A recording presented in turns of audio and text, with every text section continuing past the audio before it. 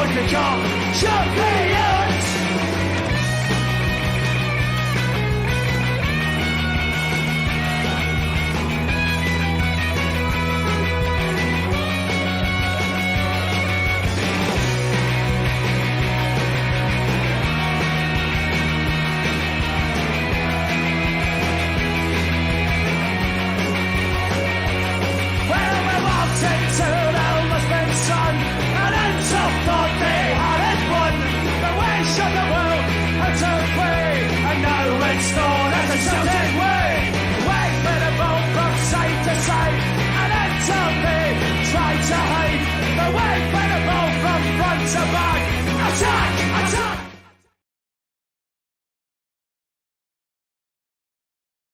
Hello and welcome to episode 67 of CelticRumours TV, the Bawz and Bovril podcast with your hosts Mark and myself, Paul.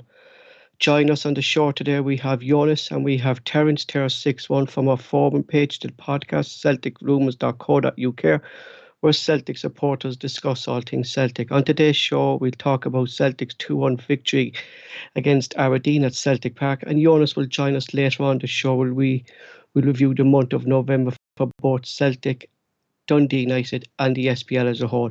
Firstly though, Mark will talk about the Hamilton food appeal and do a few shout-outs. Okay, Paul, I can't read that.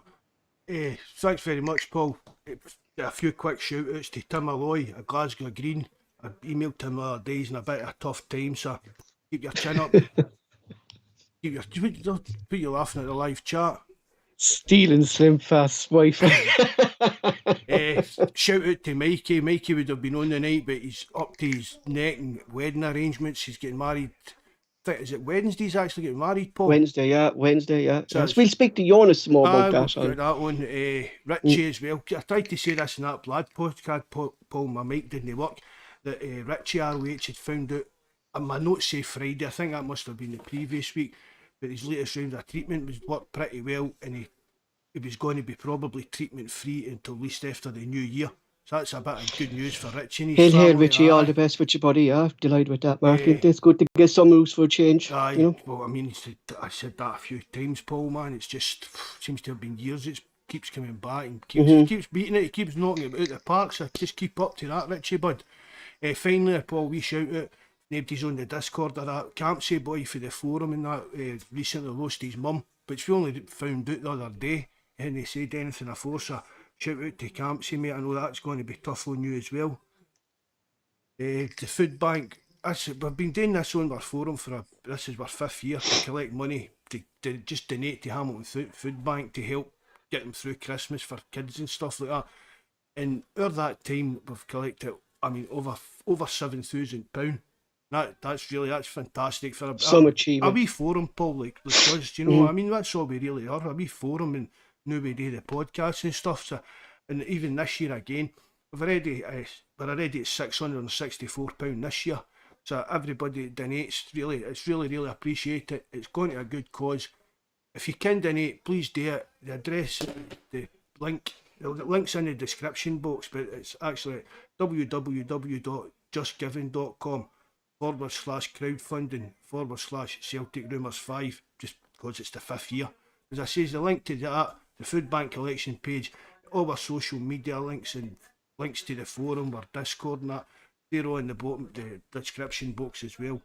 We'd lost a few subscribers, but must have done something right, because we're back up at 500. I think the wee guy that we fell out on the forum unsubscribed, do you mind, Tim? But we're back up to 508 subs. So again, thanks very much for everybody that supports us in that. And if you haven't subscribed, please remember, subscribe, smash a like button, and if you know how, please leave a comment.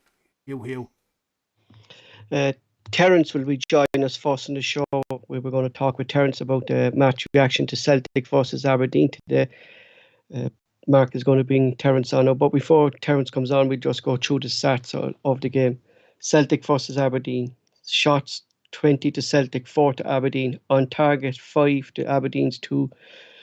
Possession 62% to Celtic, 38% to Aberdeen. Passes 601 to Aberdeen's 308. Pass accuracy was 88 to Aberdeen's 76. Is Terence with us, Mark? Just going to add them in now, Paul. Just ask the lads in the live chat. Am I coming across as a bit quiet, lads? Had a wee alert system pop up. But they're talking about Hey, lads. Terence, how are we going? Terence, Mark, you there? I'm here, aye. All right. Celtic 2, Aberdeen 1 was the score at the 3 p.m. kickoff today. I would say it would look like a comfortable day for Celtic, and there was no real threat for Aberdeen. A debatable penalty kick brought the game level after Yasha opened the score for Celtic. A deflected clearance off Cal McGregor got Celtic much needed 3 points to say. The score could have been at least about 4-5 to Celtic, but our Aberdeen keeper again, Joe Lewis, had a fine victory. Terence, what was your thoughts of the game today? There was no real threat from Aberdeen really today, was there? I wouldn't say there was no real threat. The problem is when it's 2-1 or 1-0 the way it is, they're always conscious that we'd get caught out with a free kick or just something. I mean, I don't think Aberdeen's position in the league reflects how decent a side they are. I just think they're going through a horror time. But I mean, we had a bit of luck that we've kind of haven't had in a lot of games lately. You know what I mean? The clearance going basically in off McGregor's backside. But I thought Celtic played very solid. A couple of very good performances by a couple of guys. Jota again was fantastic again today. I thought he had a superb game. So like overall, it's especially with the other crowd winning earlier this morning, it was important that Celtic got the 3 points to keep in touch, and that was the main thing. Mark, it was another fine performance again by Aberdeen keeper Joe Lewis today. Pulled off some great saves to keep the scoreline. It didn't reflect the game, but thanks to Joe Lewis, it stayed 2-1 to Celtic. I thought he was an Aberdeen keeper, a decent game. I didn't realise he was this tall, to be honest, Paul. I don't know if it was right. Somebody said he's 6'8". He's not that height, surely, is he? I don't know. I'll have a look at it. But I thought he had a good game. But I've seen people as well saying, he's better than our backup and he's better than Bain. He probably is, but I mean, there's no way Joe Lewis is going to leave Aberdeen to come and sit on Celtic's bench. Speaking of... I thought he had a good game and probably just kept the scoreline down, but I didn't think what Terence was saying. I thought Aberdeen put in a kind of decent enough performance. But on you go. Go on, Mark. No, speaking of backups, every Celtic supporter's hearts sung today when Joe Hart went down after, I would say, kind of a deliberate tussle between Ramirez.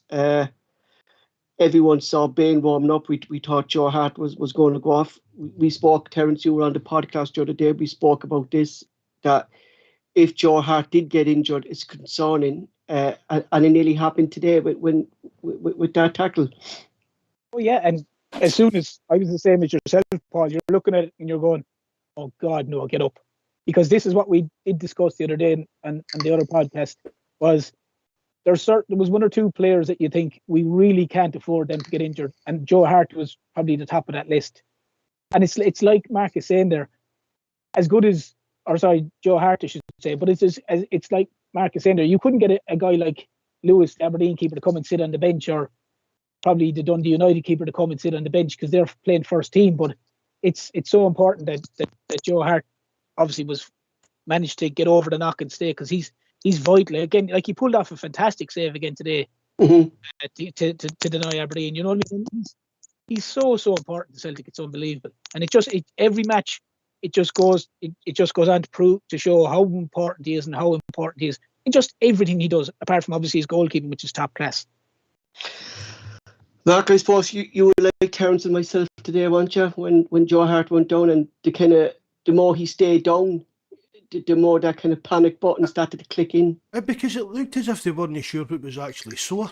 Mm-hmm. I mean, even the commentator says, well, it looks like a shoulder injury, and then it looked like a leg injury, and then I don't know, maybe we just wind it, Paul.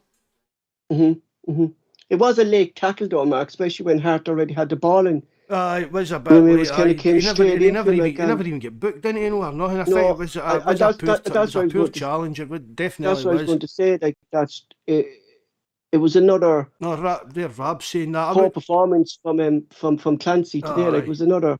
It's not being boyish, Mark. Or he's not a boyish referee. He's just not good. That's how it is, Paul. Complete and utter incompetence. None of them are good, Paul.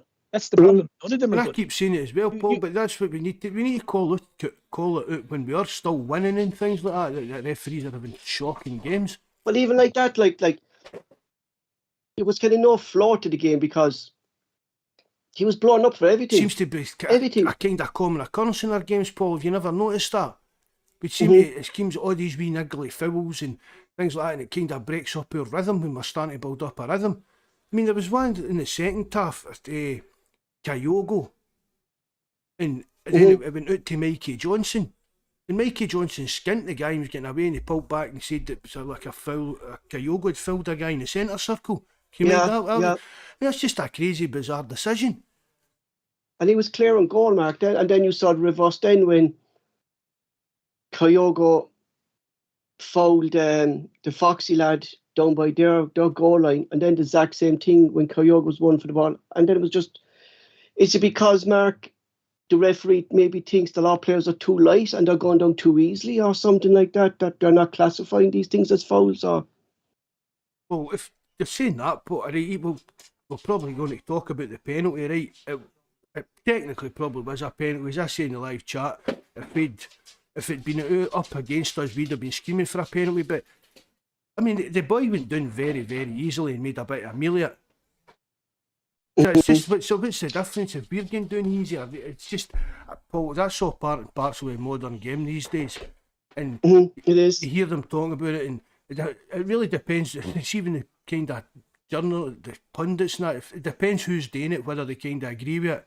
See, like a kind of Celtic supporter pundit, they'll say, if you get touched, you're entitled to get down. If it's a Celtic player, but if it was, like, say, a Rangers player that went down easy, it'd be like, didn't need to get down there kind of thing. But it's what is it they call it? It's like the dark arts of the game these days, isn't it? It is. Of course, Terence, man at the moment again today for Celtic. Jota opens the score in it. Yeah. What more can we say about him? You know, we're kind of losing things to say about him at the moment. He's getting better and better each game, isn't he?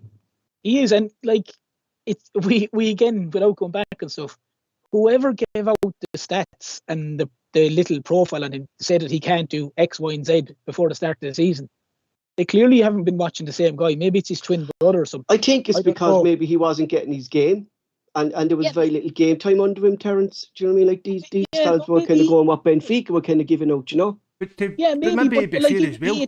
Maybe it'd be fair as well. Terence, seen his first couple of league games, he was a bit, and we're kind of what you're saying back, because I'd read the exact same thing. He wasn't very good at decision making, whether to take on the man or whether to cross it and that. So maybe we were actually looking for that. Seeing his first couple of games, you actually raw talent or something like that, Mark. But maybe because we'd read the kind of all these stats that people were putting out, we were kind of expecting that. So when he did make it, we were magnifying kind of things, you know what I mean? But the guy, as you say, the stats, he's rammed them straight back down the guy's throat. To be fair, what a player Jota is, honestly. But it's his all round game. Like, I mean, he's tracking back, he's tackling, he's taking on guys, he's supplying crosses. I mean, the first half he supplied a couple of great balls into the box, and he's finishing. He's a cracking finish, and he was very, very unlucky in the second half. The one that kind of post, I'm not even sure if the keeper got a touch in it. I know they didn't give a corner, but he was unlucky with that. Like, and it's his movement inside, and it's just his all round plays. He's at the peak of it at the minute. He's just absolutely flying it, and it's great to see for us. Like, he's just going to get better as well. Welchie's making a good point here actually on the live chat, Mark, about Jota. Confidence and game time is making a big difference to Jota as well. You know, playing week in and week out, confidence is high, he's scoring goals, he's playing well. But that's going to be a big impact on the players as well. Yeah, Paul, with young players. That's how they're going to get better and progress, if they're getting game time, playing well, playing with a bit of confidence. And we're going to talk about the other winger probably in a wee bit, so we'll keep that about kind of that for him. As I have the 2v on, and I have to bring it up, do you see my point about Jovanovic on the left, about his crossing? But because he messed up one cross. Was it one cross? One cross. That was I didn't even rise to the bait. Left foot. Can't cross on his left foot. He has to keep turning in and crossing his right foot. That's what I'm saying. We need an out-and-out left back. I didn't even take your bait when you put that on the live chat. No, Yeah, one cross. because I I knew say it, 'cause- turns one cross. Because he knew I was right, and that one cross was enough to say it right. I'm right and they're wrong. You have to remember, but Mark, you have to remember, this fella's from the People's Republic of Cork. They're never wrong down there. Like. But Mark, it's true what you said. Like, there's one player who came in, and it was a shining light when he came in, but there's something not right with Abda at the moment. Maybe it's a confidence issue with him, but he's not the same player, Mark, when he first came in. No, he's not. Definitely no. For me, he was the worst player in the park the day, Paul. He's had a few performances like that, and we spoke about it as well. I don't know. Is it again, Paul? We just seem to always be going down the left-hand side, which is. You've got to mix it up, or we're just going to become predictable. Mm-hmm. And I don't know whether all whether our play that's now at the affecting moment that. is going. All our play at the moment is going through Yasser. Do you think maybe, Mark, is that because maybe Roderick is out injured and he's the one player who can pick these spots where Abadar could be, or Kyogo, because we saw Kyogo today, Mark, was like a headless chicken running along the pitch, but he wasn't getting the ball. And that's the one thing I know is that we don't have a player on the pitch of Roderick's quality, Mark, who can pick out these passes. I mean, Paul, it's only been a few months since we've seen this Rogate, so let's not put too much of a kind of.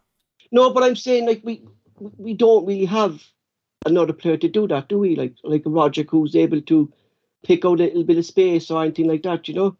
No, well, you'd like to think that would be what Turnbull would be doing. Mm-hmm. And we were doing with player ratings. I thought Turnbull had a no bad game today. I thought so, Terence as well. I need a fine game. But Paul, go back to your point. Like you were saying about Kyogo running around like a headless chicken. In fairness, Kyogo's runs were dynamite. He wasn't getting necessarily getting passes, but he was dragging. I think that was around Fraser, Paul, with the headless chicken thing. Because what I said in the live chat was, how many times has he closed down the keeper and made the Aberdeen keeper kick the ball long, Mark, and it was end up going out to play? Like, that's what Kyogo brings. He might not necessarily score every game, but it's what Kyogo's bringing to the team. The high press, always pushing, putting pressure on the other team. And it's coming from. That's I said. The 92nd minute he ran for, and he's still the right wing, running, full pelt. I said on the live chat, Paul, earlier. His actual even to do all these fitness tests and that, his figures must be off the chart. Oh, I couldn't even imagine, Mark. Yeah, but that stuff as well, you can train. You can train that into someone. They either have it or they don't. And he's a kind of a guy, I'd say, he's the kind of guy that does the exact same thing in training as he does in the pitch. He'll bust the gut if training is 90 minutes or 60 minutes, I'd say he never stops going. He just strikes you as that kind of a guy that he just keeps on going and keeps on going. And just for the Abada one, Paul, sorry, I don't think he played very well, and he's kind of struggling, definitely. But there isn't a huge amount of ball going down his side, as much as you've already said there. Everything is going down the left side. But if it does go down his side, then it's mostly coming from Radisson. Do you know what I mean? You see, it is. Radisson's kind of more forward than him, then Terence, isn't he? You know, he is. But I don't see. If you looked at the two wingers, Jota is your guy that has the ability and the talent to be the guy. From what we'd see of Abada is the guy where the ball is played into space. He flies down the wing, and he kind of whips it in first time. You rarely see him get to go and beat a man. Jota has obviously got more skill set on him. So that was his time. I know what you're saying. He definitely hasn't been playing well in the last few games. Like when Abada first that's came what in, he was doing, it was Mark, rapid. We all spoke about it. Even when Mikey was raving about just about it as well. Just his actual speed and that, and we're not really seeing that for him. I take, Mark, since he got hit with that injury, if I remember, that was COVID related as well, Mark, wasn't this? Oh, I can't remember, Paul. If I can't, because I remember he was out for a couple of weeks, and I mind him ever being out since for a then, couple of weeks, maybe one guys in live chat. He hasn't really kind of come back after that, really. And I think maybe James Forrest coming in, Mark, will help him. Well, it'll help us. It'll help the team. It'll help the balance of the team. It'll help the balance of the team. Having Forrest instead of Abada, just get him out the team for a wee while, let him get back into his rhythm and training and whatever He's kind of only- thing. He's only young, Mark, like he's only 19 as well. Like, I mean, he's still 20, kind of just turned 20. He turned 20 in Just 20. October last month, I'm sure it was. Yeah, he only turned 20, that's all, just 20. should be kind of kicking on a bit. So, Mark, you know, maybe it's just a rough time he's going. Maybe it is just needing a wee bit of a rest just to like get his rhythm and his mojo kind of back. And as Jonas said, Denmark for sorry, not Jonas, because I was going to bring Jonas on anyway. As Terence was saying, Denmark, we need a bit of luck, and Celtic over the last couple of games, we didn't get that luck when we played kind of defensive teams and stuff like that. But Cal McGregor, the ball deflecting, went in. We take a mark all day long. I thought he meant it. Tried to block it down. Everyone just went quiet there. I was running there. I was like, what? I thought we were on the Discord again last night. No, Paul, a win's a win. You get bad luck, you get good luck. We got a bit of good luck with that today, so I'm quite happy with it. Yeah. He gambled on it. He went to block it and it just hit a body part. And It's a bit of payoff for keeping that press on, keeping the pressure on them. Oh, yeah. You eventually get against the result. There's one player that I specifically want to talk about today because there was kind of mixed views, as you saw on the live chat today. It was James McCarthy. A few players were, a few lads were asking, what does James McCarthy bring to the table for Celtic? But I didn't comment it because I didn't want to get into a big debate with it. Like, just because James McCarthy's name is being shouted by the commentator doesn't mean he's not playing well. And I was looking at McCarthy's positioning today. He was doing what Ange wanted him to do, was sit behind the back three, and he was breaking up the play. He for me, he controlled that midfield. He was getting in tackles, and he was passing the ball brilliantly. I thought Marky's passing today was very good. I thought he did a good game as well. With my player ratings that I mentioned, you see the wee through ball that he played to Abada that came about in McGregor's goal. I mean, or even the cross ball he did to Yasser, Mark. There it is. It's then he crossed the ball to Yasser, and it was again brilliant control by Yasser to keep it. But I couldn't fault McCarthy today. I don't know what people expect James McCarthy to do. It's kind of, I mean, Steve Daly, the guy's he's in a lose-lose kind of situation.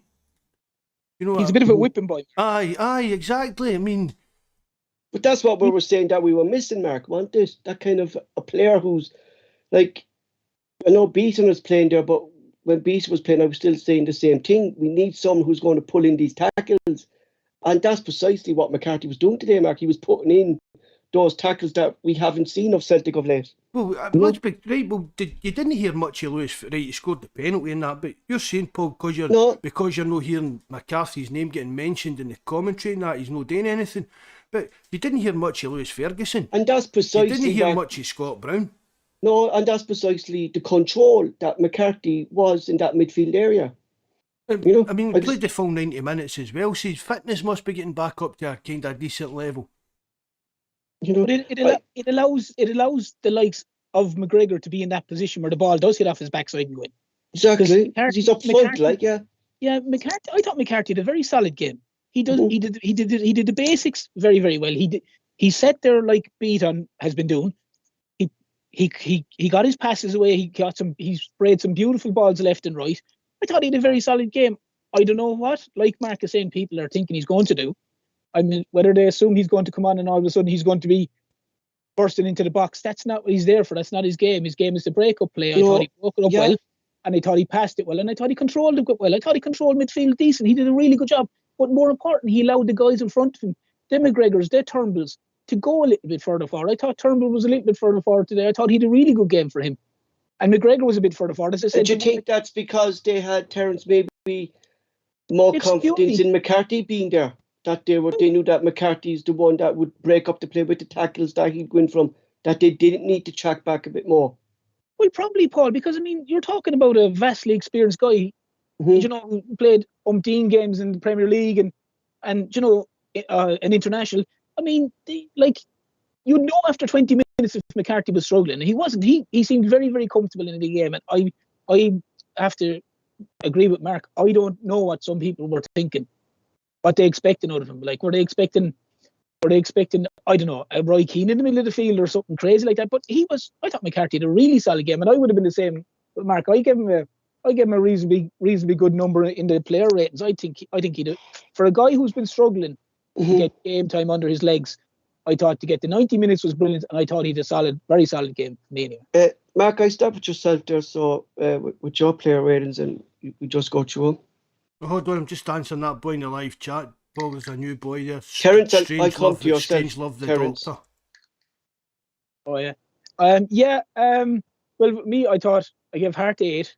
I thought the save he pulled off was, when it was a touch and go, was the cracker. I thought he was very solid again. It was a fine save, Terence. In fairness, yeah, it was. And it's just a position that the resulting corner led to the penalty, you know. But yeah. Terence, just going back to that specific point in the game, and it's not a criticism of Welsh, because he's doing well since he came in, but he was in no man's land running out for that ball, that true ball that led up to that Hart save.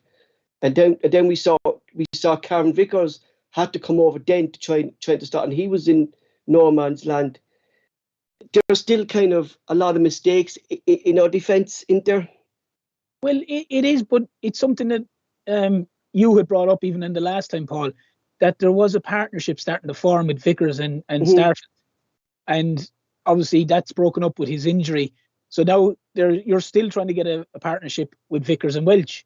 And then if Starfelt comes back, does he then come back in? So, you know, you're still... It's messy, isn't it? Yeah. Yeah, well, you're still trying to know, you know, if I go, he's going to say sit, or does he go and I sit? You know, they're kind of little things that you kind of learn the more and more you play with someone. But I understand with your point because it did. I know what you're saying. It led to the penalty, so that was a disappointment. All right, but it was a cracking save, to be fair, by Hart. You know, yeah. As I said, I'd have given Vickers an 8. I thought he had a very solid game. He does all the basics well. I gave Welsh 7. I gave Juranovic 7, and I gave Ralston 7. I thought generally the back line was reasonably solid. You know, I gave McGregor an 8. I thought he was fantastic. I thought gave McCarthy 7. I gave Abada a 5. I thought he was poor, to be fair. I gave Turnbull an 8. I thought it was probably Turnbull's best game of the season up there anyway. I gave Jota a 9. I thought he was outstanding again. And I gave Kyogo 7. Even though he didn't get many chances, he's chasing, harried, and he does everything he does well. Like, I didn't really give any. No, it's fine. Back yourself. Anything, you know. Joe Hart, I gave him a 6. He didn't have really much today, and no chance with the penalty. We had a wee scare when Juranovic probably saved his blushes. That's the benefits, Mark, of having a defender on the post, isn't it? But we conceded, I couldn't mind who it was at the times at Aberdeen before, or was it at Dundee United? We conceded a goal like that, and it was one of the young lads that ended up in the near post. Exactly. Montgomery, was it? It was Aberdeen. It was, remember, Lewis Ferguson scored against Beaton. That's what it was. Ralston, steady, reliable, which really, that's just became the norm for Ralston for me in Scotland this season, Paul. It was just another typical performance for him. I gave him a 7. Carter Vickers, he continues to impress every performance. Another player that we just seem to be able to rely on, turn up and play at a consistent level. I gave him a 7. Welsh, I thought he did a decent enough game. Not a lot of fans again, gave him a bit of stick, but he's still young, and I keep saying it, for me, he's good enough to cover at this level, SPFL level, but I gave him a 6. Particularly, my only thing, Mark, about Welsh today was that it was his decision making that led to Hart's save. Was when he ran out for the ball and he went up with his leg rather than his head, and then we were caught in no man's land. And I think that's it'll eventually come to him, either go with his leg or his head, but. Geez, he was really caught out for that there. Like once a defender, Mark, is kind of central defenders kind of caught out high up the pitch, they're not getting back into position. No, you know? No, it's not the quickest, but no. As I said, I don't just let him. I mean, what age is Welsh now, Paul, as well? 20, Mark, I said 21, is it? At least, yeah. We can't just keep wanting rid of young players if he made a mistake. No, but that's what I'm saying. But that's exactly what I said, Mark. That these decisions will eventually come to him. Which one to go for it? Like he was kind of two minds right to go for his head or his legs. You know, but those decisions will come to him as more experience. Yeah, you know. Hey, continue, boy. Juranovic, I seem to be repeating myself when we talk about him, Paul, but I think he's a cracking player, and it looks as if he's been playing for Celtic for years.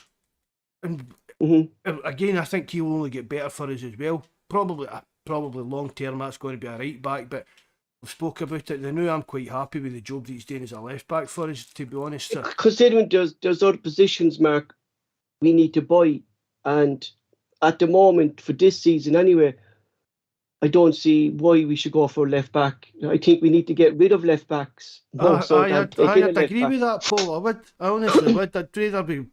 I've said Ralston, but if Ralston gets injured, we need to move Juranovic. Then the problem with the left back. I gave Juranovic a 7. McCarthy, but considering it was only second start of the season, thought he did a decent enough game. Done his job well. Lasted the 90 minutes, and as I mentioned, that lovely wee through ball to Abada, but gave McCarthy a 6. McGregor, I don't know, Paul, I thought he had a bit of a quiet game today. I mean, sometimes I don't think McGregor's as influential in the game as we expect him to be.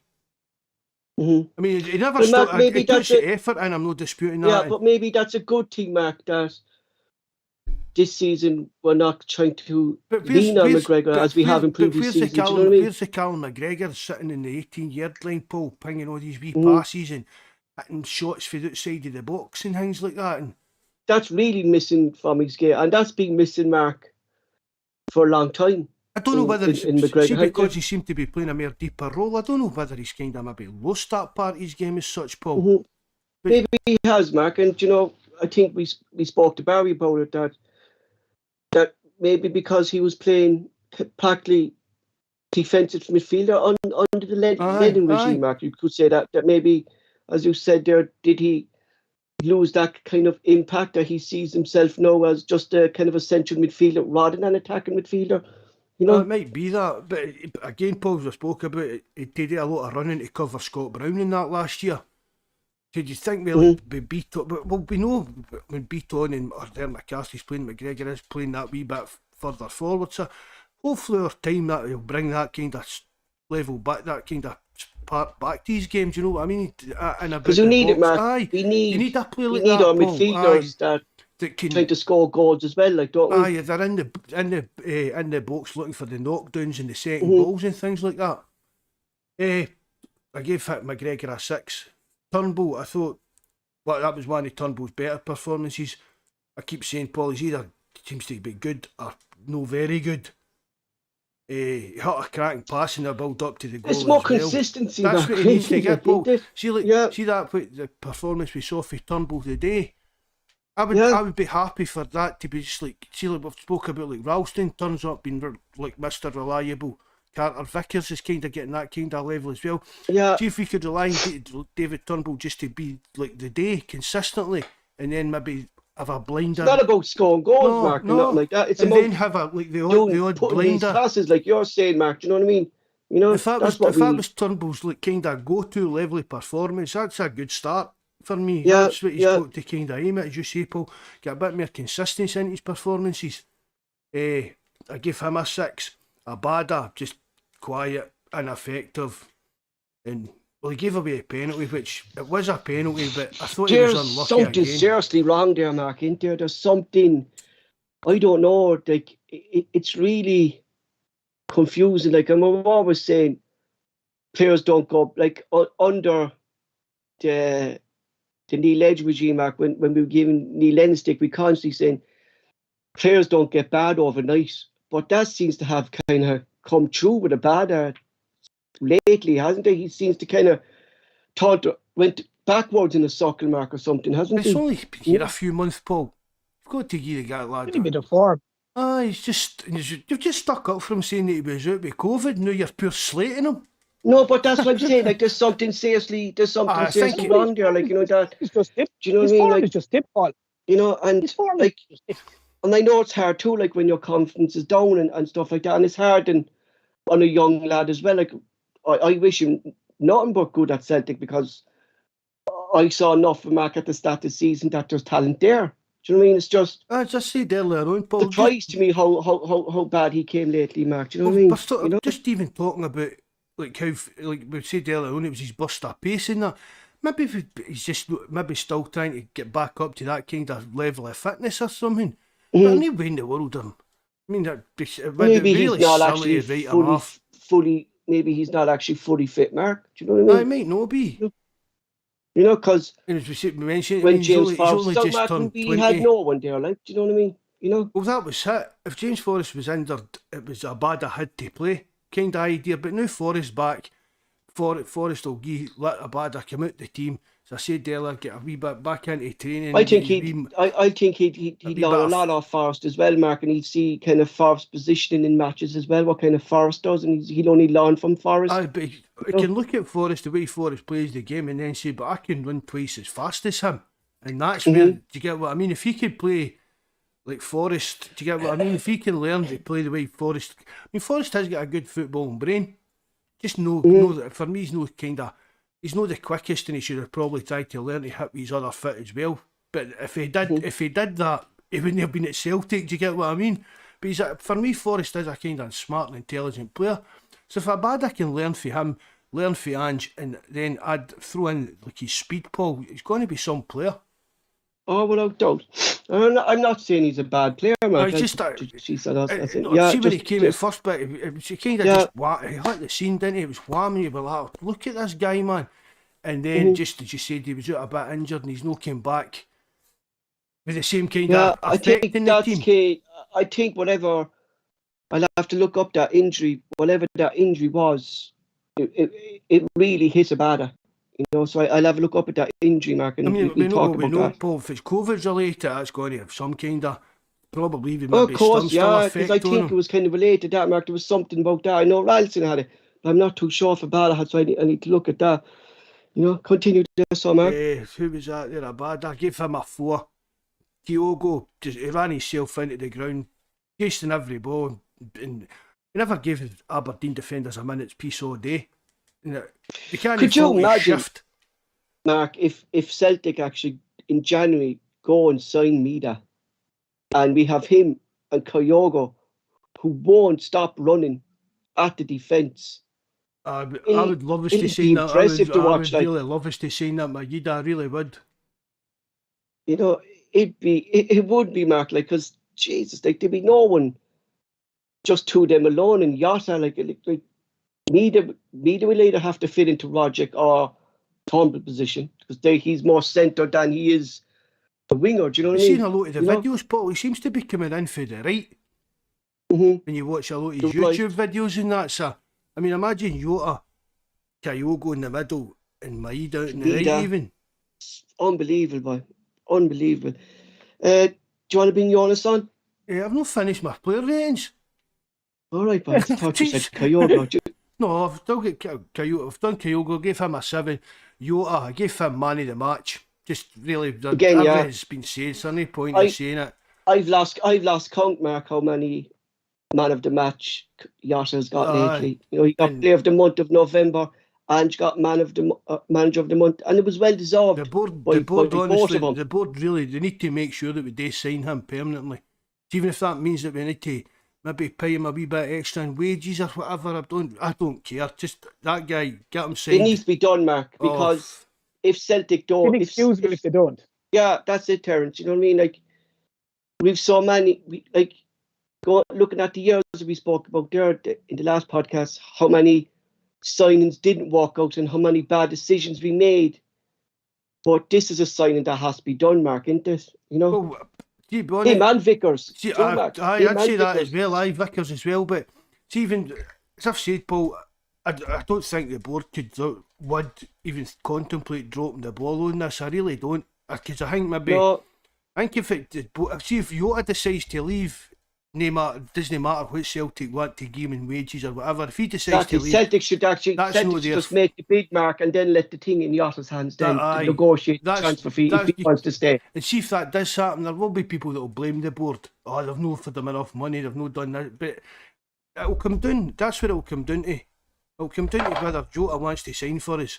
Because I think the Celtic board would be, I mean, even for the financial side of it, Paul, for £6.5 million, if he continues the way he's going, we're talking again about another a lot of money, Mark. Yeah, we're talking again about like record transfer fee kind of stuff. Maybe I gave him a 9, and we Forrest gave him a 5.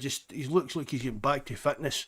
That can only be a good thing to give a bad break out the team. And said about Forrest lately, Mark, before the Bayern Leverkusen game, that Forrest is at his fitness, his best fitness now since Ange came into the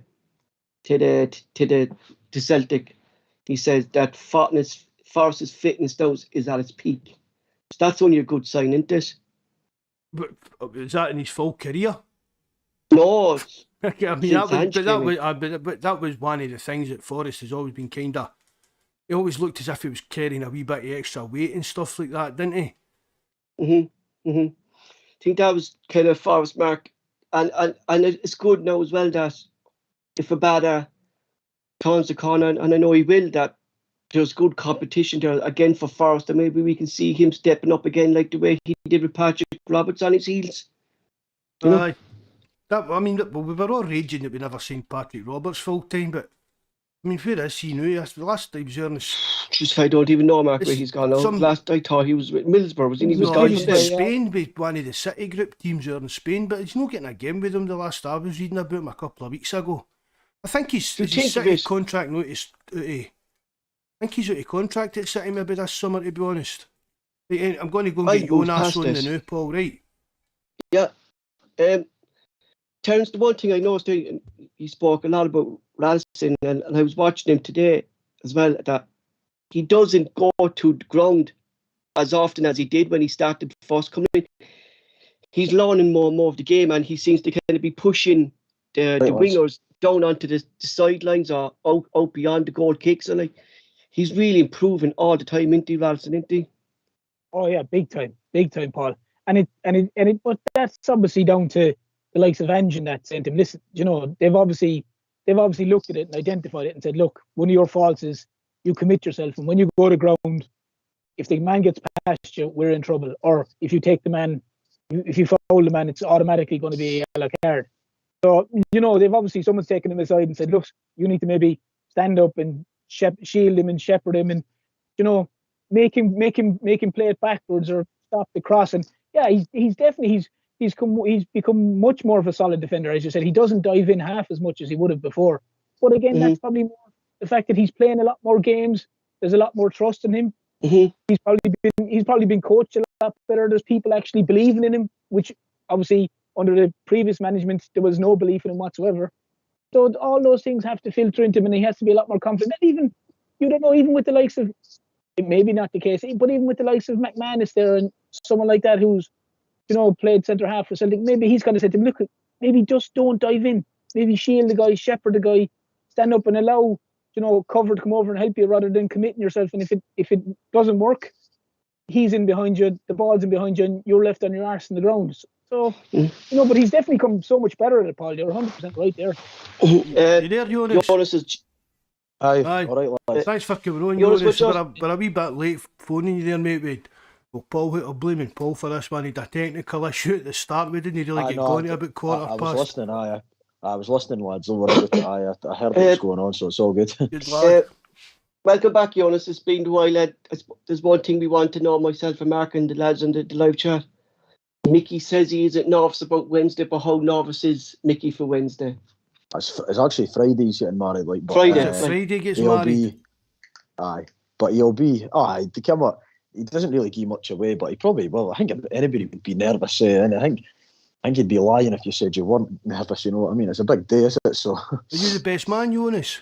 Aye. You got a kilt in that? Are you nervous, Joonas? No pressure. I'll be. I'm all right. I'm pretty chilled out. Your speech in that ready? I've got the gist what prepared in that. So yeah, I'll be all right. Once I get a couple of whiskies down the neck before I speak, I should be fine. Well, just for everybody, obviously we'll be in touch with Mikey, but just hope everything goes good and that for it, Joonas, and you have a great day. Cheers, lads. Cheers, lads. Joonas, before we move on to show, we were just talking about Radisson there, and I know he's got called up to the Scotland squad, but that was through injury. Should Radisson maybe justify being a regular for the Scotland call-up going forward? I think if he continues to play consistently for you boys, then I don't see why not. It's not an area that we're blessed with huge depth anyway, but I think the reason he wasn't called up last time was, although he was in good form, I think obviously Clark was being loyal to the lads that had done him a turn, and to be fair, even O'Donnell, I've been a wee bit critical of him, but he actually played all right in that Denmark game. He didn't really let anybody down anyway, so he's kind of like showing loyalty to the boys that have got him where he is. So I can see, but like I say, it's all about consistency. He keeps performing the way he is, then he should be in the more regularly anyway, you know what I mean? Moving on to Shaw, Joonas, we have a few new lads on the live chat there, so I just explained to the lads I'm just typing it as well. who you actually are, how you actually are, and why you come into us. Joonas came onto the podcast with us to help us when we were doing an SPL show. Joonas himself follows Dundee United, so we used to bring him on when Celtic played Dundee United, but myself, Mark and Joonas decided that we do an SPL show and we talk about Celtic for the month of November, we talk about Dundee United for the month of November, and Joonas gives us a good insight of not being a Celtic fan and what he thinks is going on at Celtic at the moment and how Celtic play. And it's worked out pretty well that we see what other fans are talking about and what other fans see. Oh, definitely, Paul. It's great when Joonas comes on to give that other point of view, and kind of even down to stuff like the referees. Do you get what I mean? We talk about whether it's bias, whether it's incompetence, but Joonas, he goes on about refereeing decisions in their games that are just unbelievable, and there's no explanation for them. So it's good to get a different perspective on things. And he seems to know what he's talking about sometimes as well. Exactly. Starting with Celtic as always, our first game in November was Europa League Group 6 against Fairtrust. Celtic result was 3-2. It was our first victory in Europe in Group G. Goals from Kyogo, Yasha and Abada. Mark, I think after this game, when we got that victory, everyone thought that it was a great result, that our European ventures back on track, and it was a good performance that day in Europe. It was one of our best of the season by Celtic in this group. What was? Against Fairtrust when we beat them 3-2 away. Aye. I thought. Do you not remember? Aye, but what were we talking about that for? We're doing and then we're reviewing the month of November. Oh, right, just in general. Oh, right, aye, yes. right, I've got you now. Right, aye. I was expecting Joonas to start talking about you and Joonas to start talking about Dundee United or something like that there, and you started saying Fenerbahce. No, I've all my Dundee notes then for Joonas. Oh, many pages of them. Don't worry about it. Be afraid, Joonas. Be very afraid. You know, it was a good result. It was a bit of a turning point.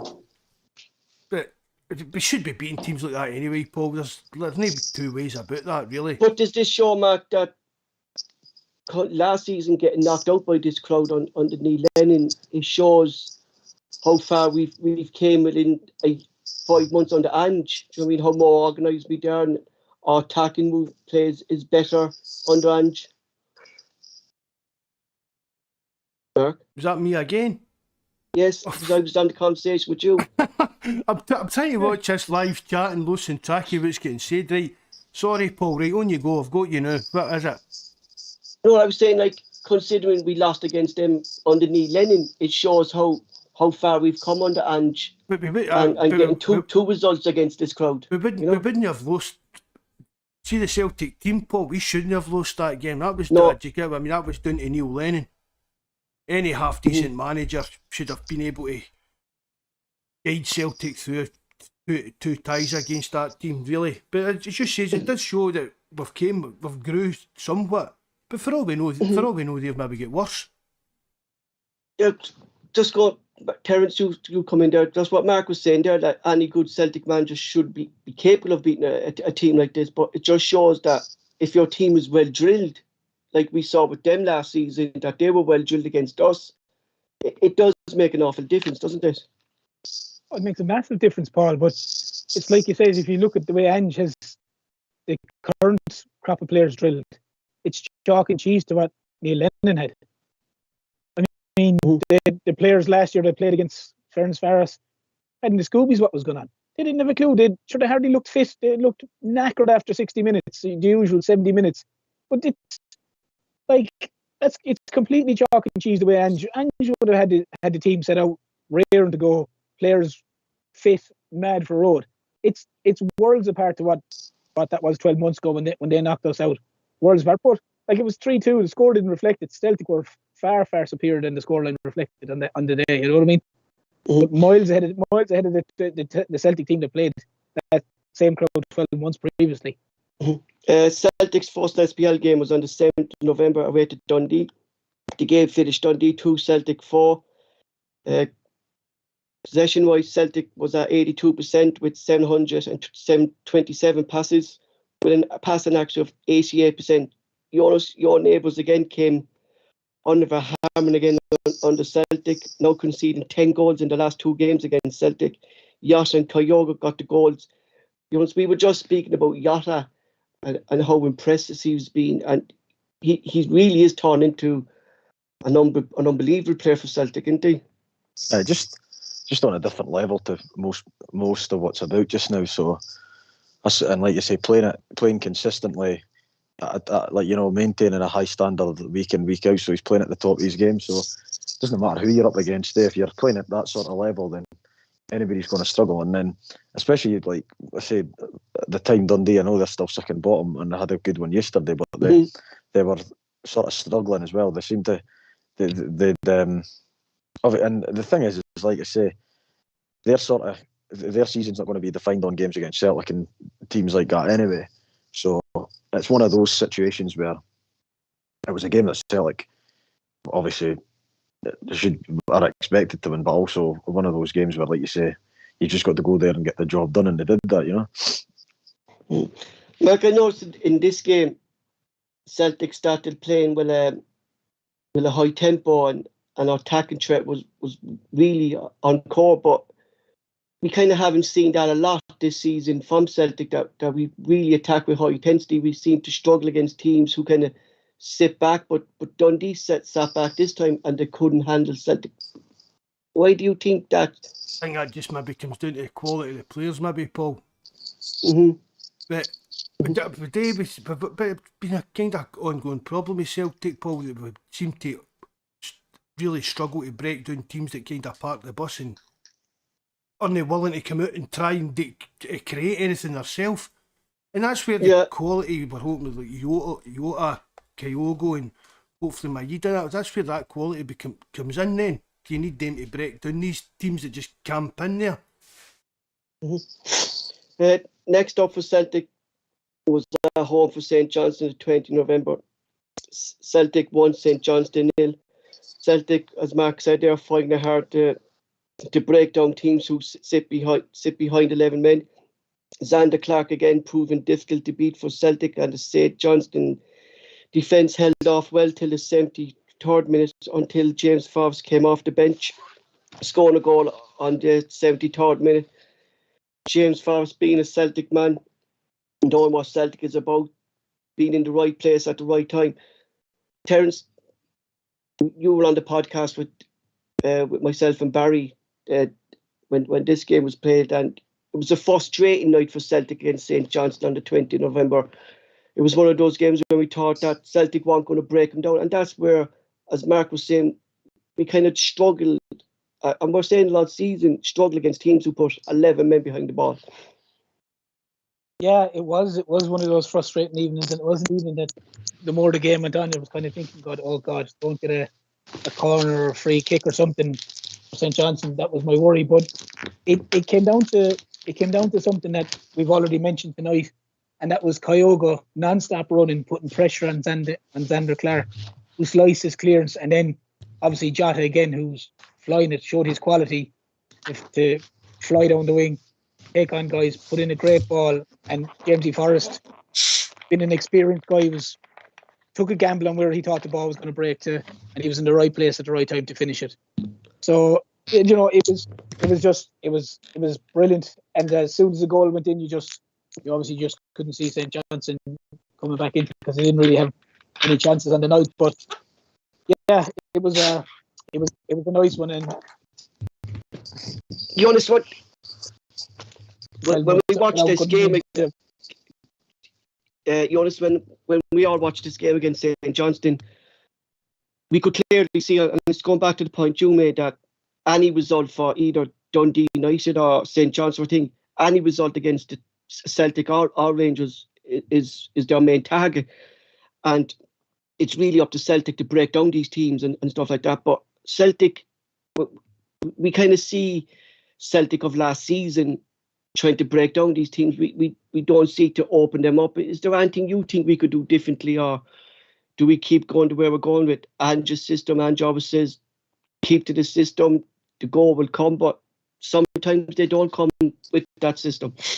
I think when it comes to playing against teams that park the bus, any team, it's always a case of, we struggled with it when we were in the Championship a lot of the time. Like, we never beat Alloa or anything, I don't think, away from home the whole time we were in the Championship for the 3 or 4 seasons.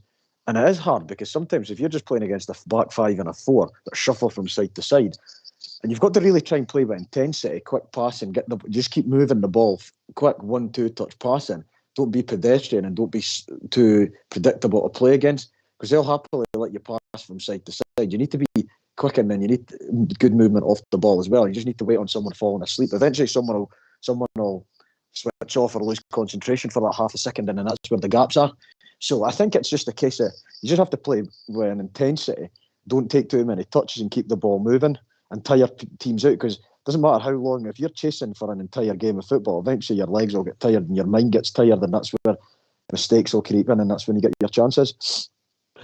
Mark, I can see what Joonas is saying there, that like Celtic's high intensity should be able to break down these teams, and the likes of Kyogo, what Terence was saying there, him breaking down Xander Clark, it kind of led to the goal because he kicked the ball out. And we have Yasha, we have Forrest there now, we have Abada, but something there's too much of a resemblance of last season in some games, isn't there? We just seem to be too laboured passing the ball or something, Mark. I don't know how to describe it, kind of, Paul. It's maybe a kind of a mental kind of jump back, kind of just like they're what they were kind of used to doing the last 18 months just kind of comes into their head, and they maybe just start playing that kind of way again, or maybe just need to kind of sharpen up their decision making on the park. But a lot of the times it's awful like Neil Lennon teams at times, isn't it? There's a lot of wasting passes and just like passing the ball for the sake of moving the ball rather than looking for something happening. Yeah, like we saw today, like the movement from Kyogo today was opening up the space, and it was freeing up the likes of Yasha. I know Abada had a bad game, but there was space out on the right as well. And against lower teams, Mark, I don't know, is there maybe less running or something, or is there too many people at the back that we can't find the space? If you're sitting there and there's a bank of 5 and a bank of 4, there's no a lot of space. There isn't a lot of space to create space, if that makes sense. Again, that's where like your kind of flair players come into it. You're looking for something a bit special for.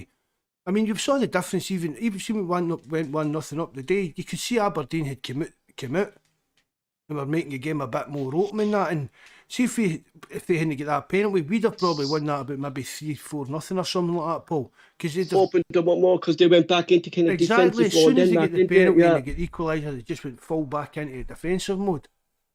Because that's what I was listening to John Hartson there today after the game, and he was saying that Celtic needed kind of to get the game kind of won early if they can, because the likes of Aberdeen, the likes of the bottom teams, Mark, they'll sit back and they'll be banking on a set piece, and they know Celtic's frailties of set pieces. That's a worry then, Mark, isn't it? That if the more we kind of drag on 1-0 wins against these teams that we do concede goals like that. Every corner kick against us the day, Paul, I was kind of, oh no, this, as you say, we're needing. Well, it's good to see, like, Juranovic. I said on the live chat the other night during the European game, after I can't mind if it was after they scored, and I said, has Juranovic started getting into cover the near post? And I've said that all along. We need to put a man on the post and have somebody following the runner into the box, like the goal we scored against us all night and the goal we lost at Ibrox. Exact same goal. Similar goals, yeah. This zonal defending doesn't help us when it comes to set pieces. I don't know, what Dundee United, what kind of formula do they use defending set pieces, Joonas? I think we are pretty much. I think we are just sort of man for man, maybe. I'm not sure, but because we've got Ryan Edwards, who's like 6 foot, I think 6'7" or something like that. He's basically just left to just like sort of attack anything that comes into the box. It probably is more man for man than it. I think it was maybe zonal last season, but we don't concede a lot of goals from set pieces. We tend to win the first header. I'll probably have jinxed that now, so we'll go to Motherwell on Tuesday and we'll concede for a corner, and I'll be shot for it. Like, but it is. I mean, I don't know. I never understand this zonal marking kind of set pieces for defenders. I mean, we've had Barry on even saying it, and Barry's probably the one that's played the highest level out of any zone here, unless that new guy tonight's Neil Lennon in disguise. But you said it as well. Pick a man. You're told before the game that's your man. You follow him. And then, as you say, you want to say a big lanky, a big muscle guy. Right, you all pick them up and you just go to attack the ball, no matter where it's going to go. You can't beat it, Mark. You can't beat man marking. Like, you know what I mean? Your forward can't get a jump against you then, you know what I mean? See, but I think people kind of overthink things at times, Paul. Trying to make things too fancy. Football has went a wee bit that way with certain, like, even stupid things like false this and false and nines like inverted and fullbacks and things. And okay, I understand that the game's got to advance, but I'm old school in the sense that even when I played, it was a case of I was crap in the air, so I was always on the halfway line because I was usually the quickest just for the ball getting hoofed over the top, so I didn't need to defend at corners, thankfully. But it's more that way where, like, if your man scores, then it's, you know what I mean, you can't point the finger at someone else. If it's the guy that you're marking that scored, then it's your responsibility. As I said, Mark and Paul, as I said numerous times, I have yet to see Space score a goal. I've seen loads of men score a goal, but I've yet to see Space score a goal. So a guy standing there marking. I'm going to Google a player called Space scoring a goal, because there's got to be somebody somewhere. Do, but it's the zonal marking thing. Like, this, I'll mark this space, you mark that space, you mark that space. No, you mark him, you mark him, you mark him. If he scores, it's my fault. If he scores, it's your fault, and so on and so on. Like Joonas is saying there. It's fucking pointless just marking nobody and letting the fella run like the Leverkusen guy did, run from 10 yards. And Welsh was at his chest when he was in the air. Like, you know, he's no chance of winning the ball. See, even if he still had Virgil van Dijk in their defence, that Leverkusen player was scoring that goal just with actual size and the pace that he was flying in there at. I think that's the biggest problem as well, Mark, for Celtic, is that we're not the biggest in height. The Celtic team, you know, we're not that tall. Oh, that's another problem, isn't it? But all the more reason to mark man for man then. Yeah, exactly. And what Ter said they're spot on as well, right? Because you touched on something there on about standing in space, right? Even if someone then comes into your area, if you're flat-footed in a 5-yard area and someone runs across you, they've got all the momentum anyway because they're on the move. So even if you end up being able to challenge for the header, you're jumping from a static standing position most of the time. Whereas if someone's took a 10-yard run, they've got the momentum, so they'll always beat you in the air regardless, even if it does come into your area, because you're static. Whereas if you're going out to attack the ball, if your body shape's open, then you're going to be running towards the ball with momentum, so you're giving yourself more of a chance to actually win the challenge. Mark, Strangelove there makes a good point there. That Strangelove, the doctor, I would leave 2 up front, up the field when a corner breaks down. That means that your team would have to let more people at the back. Would you think that'd be something maybe Ange could look into, kind of less people in the box at our corners? It probably is, especially when you've got guys with like the speedy Jota and Kyogo. Even imagine a full pelt of Abada with like that kind of counter-attack with the speed we spoke about he had. So I don't see why it wouldn't work. Next up for Celtic on the 25th of November, there was another Europa League Group G game against German giants Bayer Leverkusen. Bayer Leverkusen 3, Celtic 2. Celtic's European progression ended in Germany this night. I think, Mark, that the biggest down low here for Celtic was conceding 2 late goals, one in the 82nd minute and the other in the 87th. I know, but Europa, I said. Yeah, so, but Mark, there was lessons learned here for Celtic. You could see the difference in class, these 2 games against Bayer Leverkusen and how far Celtic are behind at the moment in Europe. I don't know, Paul, were they that far behind? I mean, see if we had some decent players on the bench the other night. Well, we've made improvement because of the first we got hammered by them. We played off the park, but I think we were more kind of unlucky not to come away with something against Bayer Leverkusen this time round, weren't we? You know? I think we were unlucky. I think we at least deserved to come away with a draw, but it's all right in saying that. It was just the substitutions. We're benched. I said to you the day, Paul, we're benched and they look very. Yeah. Our bench looks very weak today. Really, the only person on that bench today that could have come on and really added anything was Forrest. I mean, I don't know. Is that like Mikey Johnson? I said, Paul, is it? Does Ange see something in Mikey Johnson, or is it a case of? Let's get Jonas' view actually on Mickey Johnson. Jonas, what's your thoughts on Mickey? We kind of criticism whether he kind of hasn't improved over the last couple of years. Do you see anything in Mickey Johnson that stands out? I've not seen enough of him to be able to make from an outsider looking in, he just seems to always be injured. I've never really heard of him getting any sort of consistency with being able to play a run of games. He always seems to maybe be in for a few games and then he gets a bad injury and he's set back for months, like you say. So when he first came on the scene, I remember seeing him in a few games on the TV and whatever, and he looked like he had the ability and stuff like so. There's obviously something there, but he's just maybe his progress has probably either just been stalled by the fact that he's constantly injured, or he maybe just isn't as good as he maybe had a wee bit of a breakthrough and he's maybe not as good as... He's dead wee and it doesn't seem to have much. I mean, wee players can build up muscle and their strength. He just doesn't seem to have any kind of strength about him. That's one of the main things for me. Yeah, I mean, like I say, if you're a wide player as well, he's a winger, is he? So you can get away with being lightweight to a certain extent, but you do also need to be able to have a wee bit of physicality about you when you're running shoulder to shoulder, or be able to get away from players. So if you've got no strength about you at all, you need to really have absolutely lightning pace where people just kind of catch you. But you can't just be shoved off the bar every time either. It's no use. I think, Mark, the most important thing about these 2 games against Bayer Leverkusen and Aberdeen is what you highlighted there, Mark, was the bench. You know, that there's nothing really there bar James Forrest today who could have come on and made a difference in that bench. We're still waiting to see what Scales brings to the team. Like he's been on the bench of late, Mark. I mean, and still hasn't kind of been brought on, so we don't know what he can offer. But it is a concern for Ange that there's nothing there, Mark, that he can't bring on to change the game either. No, I mean, well, we're saying it, but he struggled the other night with substitutions to just see the game out. But there's nothing. I mean, apart from James Forrest the other day, if we were still sitting there at 1 each and say James Forrest wasn't on that bench, was there any player on that bench who would say, "Well, bring him on. There's a chance that he could make a difference"? There really wasn't. It's just seemed to be like filling the bench with numbers, with players that aren't.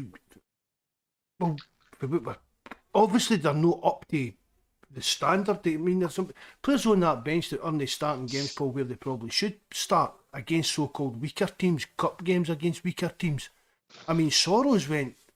I think somebody's took Soro away in a spaceship or something like that, Paul, because he's just another player every time. Disappeared. But every time he's even came on, he's not even looked anything like the kind of player he was last year. And his wee glimpsing appearances. And this year, Mark, this time last year, we were crying out for him to start instead of Scott Brown. But this year, what we saw of him this year, Mark, he's a yellow card away from a red or something like that. Indeed, he just seems awfully rash. Seems doesn't know what he's doing or something, don't he? He needs to calm down a bit and learn to read the game a bit better instead of just constantly chasing the ball and putting in crazy rash challenges. Celtic's last game in November, of course, was today we got the lads' reaction of a 2-1 victory of Aberdeen. Jonas, did you watch the game today? Were you impressive by Celtic? I see. While you were talking earlier on, Sports Scene was on in the background, so I seen the Sports Scene highlights in that there. So, by the looks of it, right, like they had enough obviously chances in that to win the game, and seen that penalty decision again. Like, there's not even any contact. The boy just throws his shirt on the ground, like, So I mean, that was a shocking decision as well. Like, You think so, Jonas? People. But if it was a Dundee United player, you wouldn't have wanted the penalty. Nah, That's the way I kind of look at that. I thought Joe kind of pulled his back. He was unlucky. I think he was unlucky to get to give away the penalty because he kind of stepped away from it, and the contact still happened. The contact's like no intentional. Like Abada puts his foot in and holds his hands up, and then after that, that's when Bates like sort of throws his shirt on the ground. Put it this way, right? If that was Dundee United, obviously in the heat of the moment, you'd probably shout for it, depending on where you're sitting. You might not get a good view at the time, but you'd be absolutely furious if it went against you. Because let's be realistic there. Every single supporter watches the game with their tinted glasses on, depending on what club you follow. So you shout for anything. But realistically, if it got given against you, you'd be absolutely raging. You know what I mean? So I don't think it was a penalty like it. But we were watching the match, and it was just Clancy is just a poor referee. You know, he whistle happy, wasn't letting the game play. Like, he was constantly breaking up the play. He just constantly blew his whistle for everything. Yeah, and you've had Clancy a few times this season as well. Is he the same with you? He's always been. He's been against us ever since about 2014 when Nadir Chifchi basically had his linesman by his assistant referee by the throat or whatever. So and Clancy was in charge that day, so I think that was a black mark against us, and he's never ever sort of been good for us since then. So I think there's a bit of a vendetta with him against us anyway because of that sort of choke gate incident thing. But in general, there's not really any good there's not really any good referees, I don't think. Like, they're all garbage. They're all bad. Do you think, Jonas, that maybe if VAR was in Scotland today, that penalty wouldn't have been given if they reviewed it? But again, the right decision would have not to be given a penalty. But then, like you say, it depends on who's operating the VAR. Because if it's the same officials that are going to be. I think that's going to be the biggest problem, Jonas, isn't it?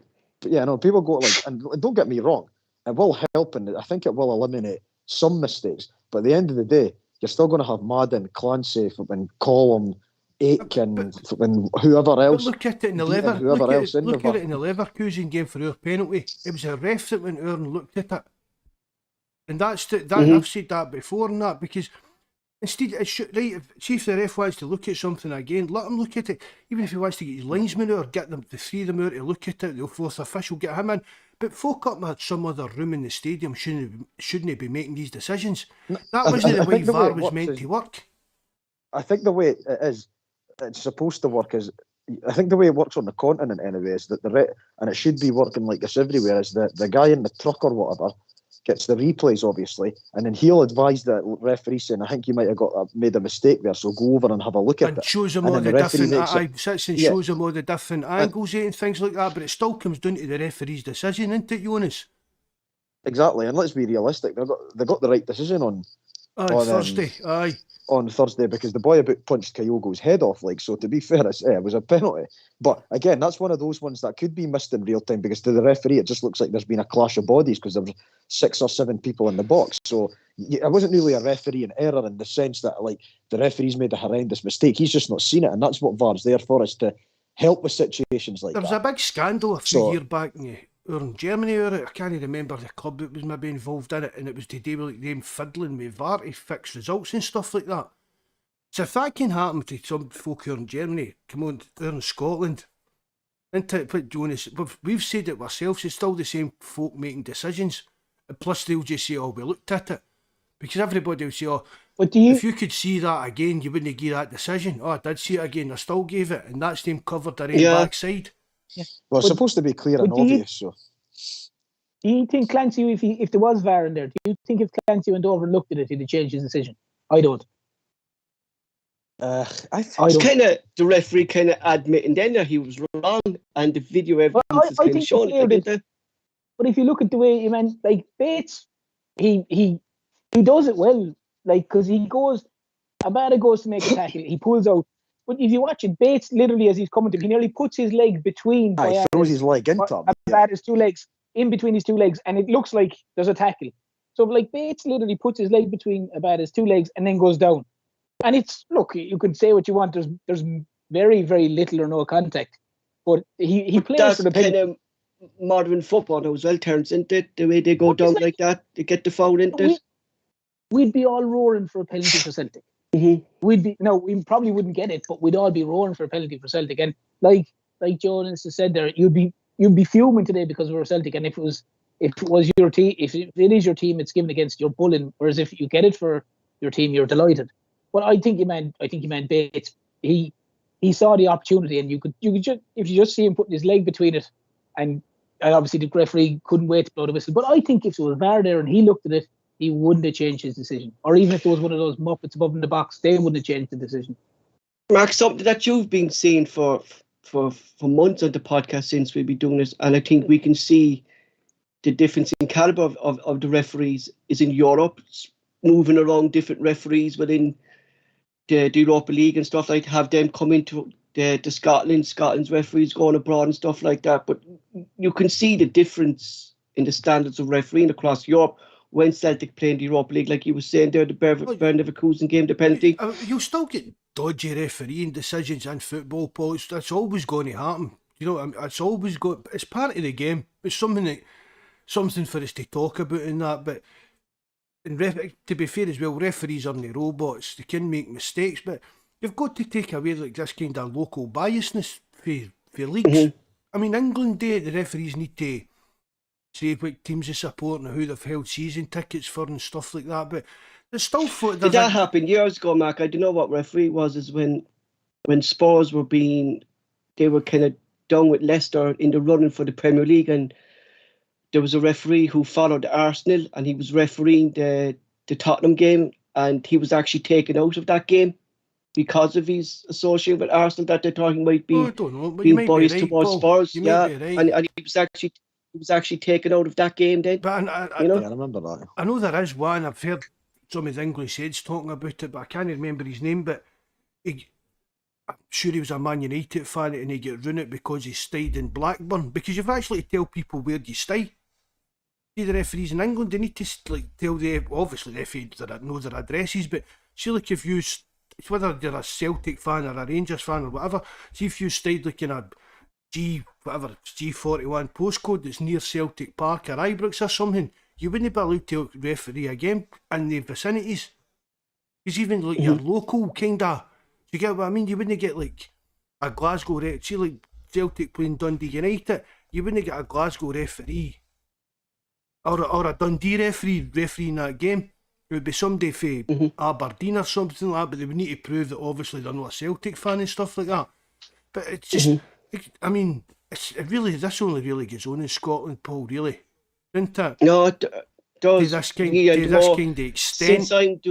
Since I'm doing the podcast, I'm actually learning more about the referee standards, because I only kind of would see Mark a game here and there if it's being shown on BT or if it was shown on Sky Sports, so I'd only get to see one game that Celtic are playing. Do you know what I mean? So I'd only see bad decisions being made for Celtic.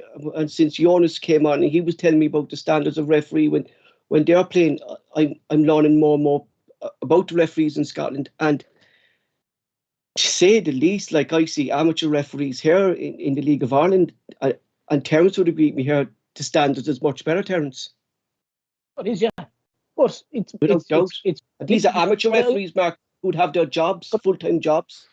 You know, I guarantee you as well, Paul, none of those referees, if you're a Shamrock Rovers supporter, no, you won't. No. You're not refereeing a match that might influence something to do with Shamrock Rovers.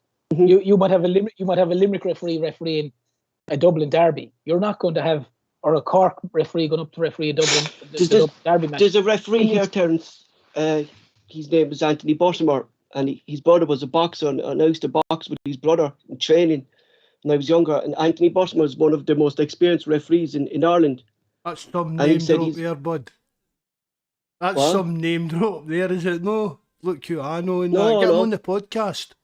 No, but Mark, this fella he's one of the top referees in Ireland, and And I was talking to him before when he came out to the boxing club with us there years ago, and I asked him, he said he'd love to referee a Cork City game just because it's his local club, and he's just not left.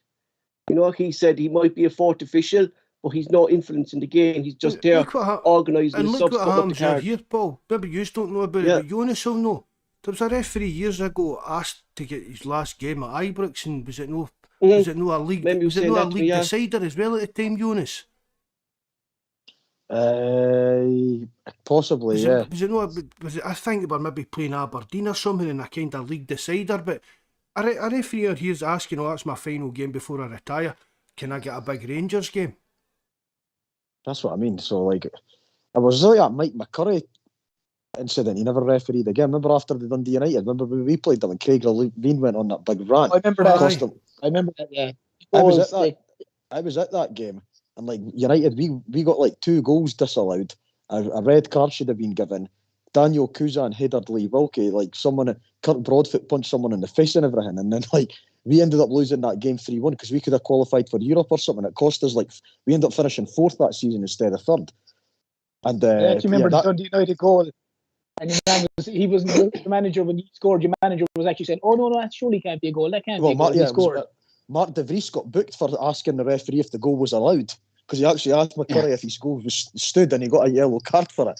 Yeah, so that's probably the worst I've ever seen. But that cost him his job, that game. But it shouldn't have come to that, because they didn't do us any use, because at the end of the day we were still humped, weren't we?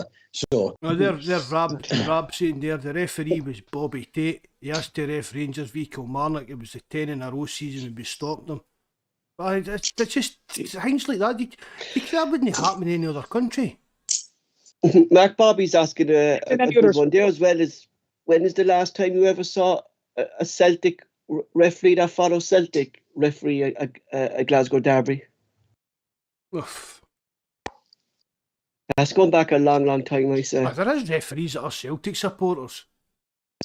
But it's the group that gets them, though, isn't it? It's like Beaton, Madden, it's the group but that... not even that, I know, Paul, it's just, I've said it before as well, they're no referees, they're all comfy, like, about, Hamilton, see where I stay, Hamilton, South Lanarkshire, kind of area, they all seem to comfy there.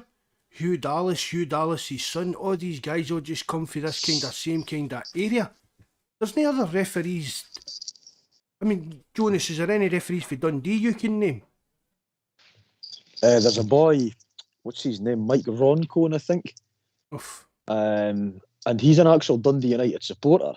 But the funny thing is, you wouldn't know that, because see, every time he's refereed United, he's never gave us a thing like it. I think he's going out his way to prove that he isn't biased towards us by overcompensating the other. As well. Overcompensating the other way. You know what I mean?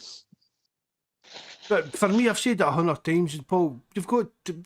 It would be a big thing for us, but probably the rest of Europe wouldn't really bother their backside, because they don't really see it, apart from with a terrible decision on that, like the today's game. It doesn't go, and then he done this, 2 years later, and then he done this, and then he done... Do you get what I mean, sir? Well, Mark, the main point is what you've been saying, is that Celtic should be calling out the referee in games that we win and not games that we lose, because we're looking like sad losers blaming the referee. We should be calling out the standards of referee in games that we win as well. Aye, and I've said it as well. Every team should do it. Even managers. I mean, I've said it if we started podcast, Paul, but Mendaki's manager got a ban. They're saying the referee did a shocking decision. And any manager that comes out and talks against referees, unless they've got a connection to Ibrox, seems to get punished for it.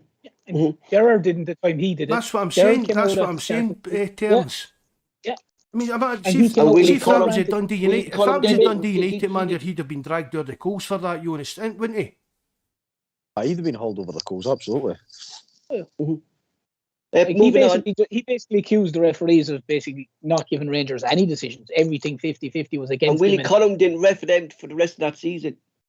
And I can't remember the last time. I'm sure Buzz has said the only a game recently with him Faye then. I've said that as well, Paul. See if I ever get invited to one of these fan forums with Ange, that I wouldn't again with the pure tinfoil hat kind of thing on. I would just want to know what, and not even to Ange, but even other foreign managers that are coming into Scotland, just ask them in general, what do you think of the standards of the refereeing in Scotland? Just a basic general question. Mark, question for you, just for you go on, sorry, Paul. Would you think that the powers to be have pulled Ange and said, don't say anything about the refs? I know it's pure speculation. But would you think maybe they could probably have, because of kind of PR, how it would all get kicked up in the paper and that. But yeah, for me, if you're a manager and you've got something like that to say, you should come out and say it and no fear any repercussions. Oh, 100%, because Ange doesn't strike me as the kind of guy that will kind of pussyfoot around something. You know what I mean? If he thought it was wrong, he seems to say it. It strikes me as very strange that obviously after the AGM with the question, the reply that came back for the question that was asked about the referees, and it's something that Celtic supporters are asking regularly. I was just wondering myself, could the board have said to him, listen, this is something we don't want you to start going down and questioning referees? I was only just curious. To be honest, Terence, the way Celtic is, they knew it wouldn't surprise me. It's a kind of don't rock the boat. That's one of the things with the Celtic board. That seems to be a kind AGM was, we can't discuss that now. That was the answer to everything on the AGM, Mark, wasn't it? We can't discuss that now. We're not the SFA, is what your man Ian Banky said. That's what we asked about referees. We're not the SFA. Moving on, we finish off just before we move on, but we're talking about Celtic and Dundee game. Mind Joonas and Mikey were at it, so how would that day go, Joonas? Yeah, it was good. That was during the stag fortnight, wasn't it? Shouldn't take on for you don't need to stick your Mikey in. We'll no grasses at. But how did the day at football go? Did you enjoy it? Like you say, mate, it was good to see. Like I say, always taking a game of football, I guess. So yeah, like I say, it was good. And like I say, apart from the fact that it was absolutely Baltic, I mean, yesterday at Ross County was probably the coldest I've been in a while, but that game wasn't far behind it. We got snow this morning. There was snow here this morning when we got up. Being able to here as well. Being able to go out with your friends as well, Jonas, having a drink for Mickey's stag, considering the year that we had with lockdowns, it must have been great to catch up with everyone being in the one place at one time. Yeah, it's good just getting social back and seeing your pals happy again. And I think everybody's went through a lot of stuff with their mental health, but that like COVID and lockdown and job uncertainty and all this sort of stuff's brought on them. So it's good to see people sort of emerging and getting back together and just having a good time again. You know what I mean? Good stuff, Jonas. Are you married, Jonas? What? Are you married or? No. Shacked up? No, I'm single. Jonas has a... No, I'm not trying to date you. I'm not trying to date him, Terence. Calm down. What did he say? What did he say? My wife's laughing in the background there, and that did sound a bit... I hope now I don't hear shuffling your microphone out, Terence. Yeah. You're on. No, listen. Trust me, after that Discord last night, I wouldn't surprise me anything from Mark. Mark, like I said, I'm to your neck here, my face is boiling. Not even bought me a pint yet, mate. That's a wee bit of moving things pretty quick here, Edwin. Come on, I mean. It was seeing the legs at the football match. It was that I couldn't take my eyes off your legs. That must have been what it was then, eh? Mark, when we last did the SPL show with Jonas, Celtic was lying sixth in the Premier League. We're now second, 4 points behind Rangers.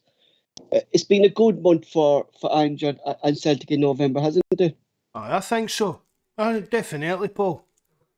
I'm happy. I know that's December. November came to a close. I'm quite happy where we are and the way the team's playing. In general, again, we can all wee gripes and moans about things, but in general, really, we can't complain. We'll get through a disappointment result the other night in Germany. Fair dues, we're dropped out of the Europa League, but I just always look on Europe as a bonus, Paul. We're never going to win another European trophy. It's all down to... And really, the only difference for us between the Champions League, Europa League and the Conference League is how much money we can make out of it. Exactly. No matter who we're playing, the fans will turn up and tear the ground out. And Jonas, when you were with us as well, and we would talk about Celtic, we were kind of in the mix with all of our injuries and stuff like that. And myself, Mark, and yourself were saying once we had the players back, that Celtic will start to click on. Are you seeing improvements in Celtic from the outside? I think that's what I said to you lads the last time I was on. Anyway, when we were doing a month's recap, I was saying that you were going through a bit of a spell with loads of boys. Kyogo just got injured on international duty, and you were having a lot of boys were out injured and stuff like that, and you were just trying to get boys into gel and that. So, yeah, like I say, I expected improvement once everybody gelled together. It's hard to have an overhaul and then just click straight away. Very rarely does that happen. So I kind of predicted that was going to be the way it went. Are you still happy with United's going, Joonas? Aye, yeah. Oh, Jesus, Mark, I'll get to Dundee United, man. Would you relax? Right. All right. Terence, yourself? Yeah, You're happy with the month of November Celtic and the progress we've made, like coming from 6th up to 2nd and 4th place? Without a doubt. I mean, we've won all the league games. We've won league games. We haven't lost anything. We're in the cup final, League Cup final. It's been a very good, solid month. You know, the team has progressed. Team's starting to. You can see a kind of a good style there. Just just keep it going now, and obviously looking forward to January and hopefully and Ange getting in a few more extra bodies that he needs and keep pushing on and keep pushing up the table. That was a big result today from Celtic. Rangers winning against Livingston today, and it was a big day on Celtic to keep this winning one going, and we did that today, didn't we? We've done what we keep saying we need today, Paul. We're struggling to break teams down and find a way through. It was a bit of a fluke, I suppose, but they all couldn't, Paul. A win's a win. We get the 3 points and move on with it. So moving on to Jonas's team, Dundee United, they started November against Hearts away from home. It was a tough day for Dundee United as the game finished 5-2 to Hearts. Jonas, was there lessons to be learned here? It was the biggest loss of the season so far against Hearts. What happened? To just seem to crumble or something bad day at the office? It wasn't as 5-2 is a flattering scoreline. Like, it looks like a horrendous beating, but we scored 2 really good goals that day. But what I will say, it's probably the poorest game that the goalies had in a while. He made the mistake for the first goal. The defence struggled. Charlie Mulgrew went off injured at half time. We had to bring on 16-year-old Kerr Smith. And Hearts were just on it that day. They had a lot of pace. We just couldn't cope with the pace up front and sort of got overrun in midfield. Scored. And the thing is, though, if it wasn't for Craig Gordon, we could have easily had another couple of goals. So it could have easily been... It could honestly have finished 8-5. It was one of those games, like a basketball game. But it looks worse. It wasn't as bad as a 5-2, but it was just one of those days where things went wrong. We conceded poor goals. We were defensively off it, and that's where we've been solid. So it's 5-2, but I'd rather they went and played like that. They tried to attack right till the end rather than just sitting back and accepting a pumping. Like, we were still trying, even at the end, we were still passing the ball forward and trying to score goals, even when we were getting beat 5-2. So I'd rather a team lost playing like that than just rolling over and having their bellies be tickled. Do you know what I mean? Mark, just what Jonas was saying there, that Charlie Mulgrew going off and it was a big loss to them. It just shows what the experience that Charlie Mulgrew has and what he's bringing to Dundee United into that back line. Oh, 100%. Paul, I'd have took, honestly, I've seen what I've seen for Charlie Mulgrew this season. I'd have took him at Celtic to be a week, probably. I mean, even down to, their Starfield went out. Imagine something like the way Charlie Mulgrew's playing this season, just slip into that back line instead of Welsh. Yeah. He's having a weekend. I know he's a good day. I know, but he's really, from what I've seen, he's having a wee bit of a renaissance and really playing well. It is, Jonas. Like, it's a renaissance. Like, Charlie Mulgrew's he's pushing back the years with Dundee United at the moment. Indeed, doesn't look like he's aged at all the way he's playing with you at the moment. He's getting crack of goals, putting in first dead ball into the box. Like, he's really been a tremendous signing for Dundee United. Yeah, I think there was an article by one of the local journalists about Mulgrew, and he said that he's changed his diet and he's went vegan or something like that, and he's in the best shape that he's ever been in his career, and he completely reset himself and stuff like that. And that's why he's playing at the level that he's at. So he obviously takes care of himself. He's still in great shape. I think he's 35, coming up 36. So he might already be 36, but like I say, there was a few eyebrows raised when he signed in the summer and we gave him a 2-year deal. A lot of boys weren't happy, thinking, what, we're giving a 36-year or a 35-year-old a 2-year deal. But he brings calmness at the back, and what he does as well is he gives us the option to play with the ball from the back. He's not just a hoofer; he's good on the No, ball as And well. So we even what build he attacks from brings, the even back. what he'll bring to training in the changing room and things like that, Joonas, his experience with young players, they'll all learn from him. With the young lad card, yeah. Well, that because we're a selling club, that's always been our thing. Bring through the youth and then move them on for money. That's sort of our business model to keep us going. And like I say, you can't have a better influence in the dressing room than Mulgrew for these young guys coming through, regardless of what position you play as well. Because even if guys play further up the park, just these professionalism's a good example for these kids that are coming through. Like, Terence, just want to come to you about Charlie Mulgrew before we go on. Like, he's been a Celtic man for many of years, playing for Celtic, winning trophies with Celtic and stuff like that. Would you have taken Charlie Mulgrew to Celtic this season on a free transfer? Well, the way it's like the lads are saying, the way he's been playing, I mean, he'd have been a benefit. He'd have been a great squad player. I mean, just hindsight. if we're struggling, look, if it's signed up with Dobby if enough he for co- not, if would he- have been saying what Jonas is saying, what we're signing him for, but the way he's playing, we would have it'd been took the him. same as Scott Brown State.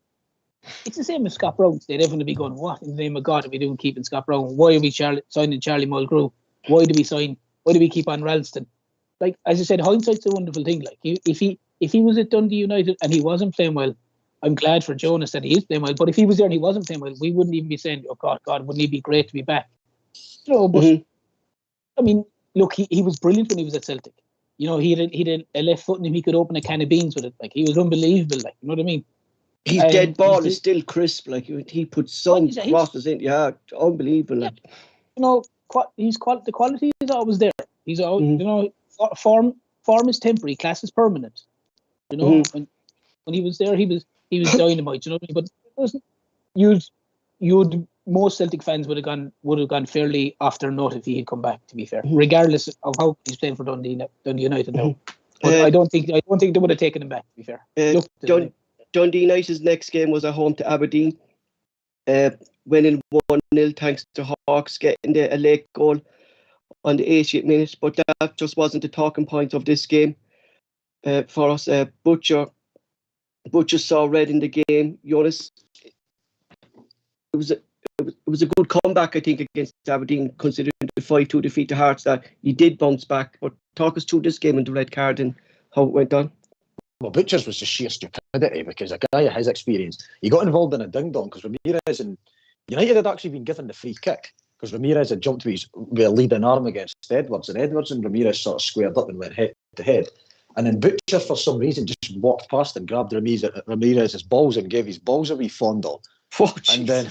And then he just went down rolling about. Now, he exaggerated the contact. There's absolutely no question about that. It was nowhere near as horrible an incident as Ramirez sort of made it out to be. But it was just the sheer stupidity from Butcher to get involved in that situation.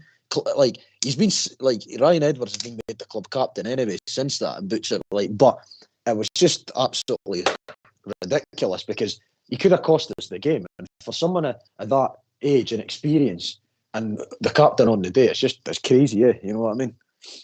It's just the laws of the game, Mark. Once you touch the player, after a dead ball incident, if you touch any player like that with your hands, like it's just a straight red, isn't it? Well, it should be, Paul, but it doesn't happen all the time, does it? We saw at Ibrox the other week, a few weeks back, made it side of the park. One of the Rangers players grabbed the boy by the face, and again, it's just a bit down to the referee with some of that, Paul, as well. At the time, I was going off my head because I thought I didn't see what had happened to begin with, because I thought Butcher had just sort of nudged into him and he'd went down as if he threw an elbow. So I was furious at the time, being like, that's an absolute nonsense. It wasn't until actually I seen it back on the TV after the game on social media that I seen that's what he'd been sent off for, and then I understood why it was a red card. But at the time, I thought Madden had just gave a red card because he gave him a wee elbow in the ribs and he'd exaggerated the contact. Because from where I sit, I'm like behind the goal, halfway up the stand, and it was on like the halfway line, and there was obviously a crowd of bodies around about it. So I just seen that Ramirez fall to the ground. I was thinking, what's he been given a red card for here? But that wasn't just the only red card of the game. Aberdeen player Ojo also said red. Joonas, talk us through that one. Well, there was an incident obviously with the fan. I think everybody knows about That it. was absolutely shocking, Joonas, I thought. Well, I'm mates with the lad that did it, and like I grew up with the boy, and that, so he's not a bad character or anything like that. Some of the stuff that people have said about him on social media, he made a mistake, and he knows he's made a mistake. Like, you know what? And he's it's been just punished for it. But the element of a game, Jonas, as well. Like the game is nil all. You're psyched up. I mean, you don't think really in the games. You don't.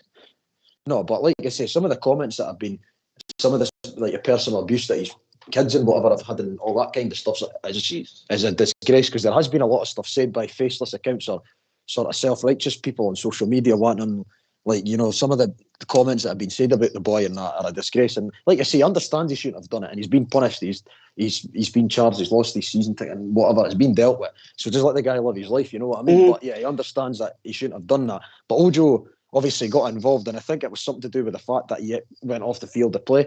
I mean, it did, and inadvertently, it probably did help us because we went on to win the game. But it's a strange incident. It's not something you'll talk about every week anyway. No, but I mean, would that even come into your heat at a game, Jonas?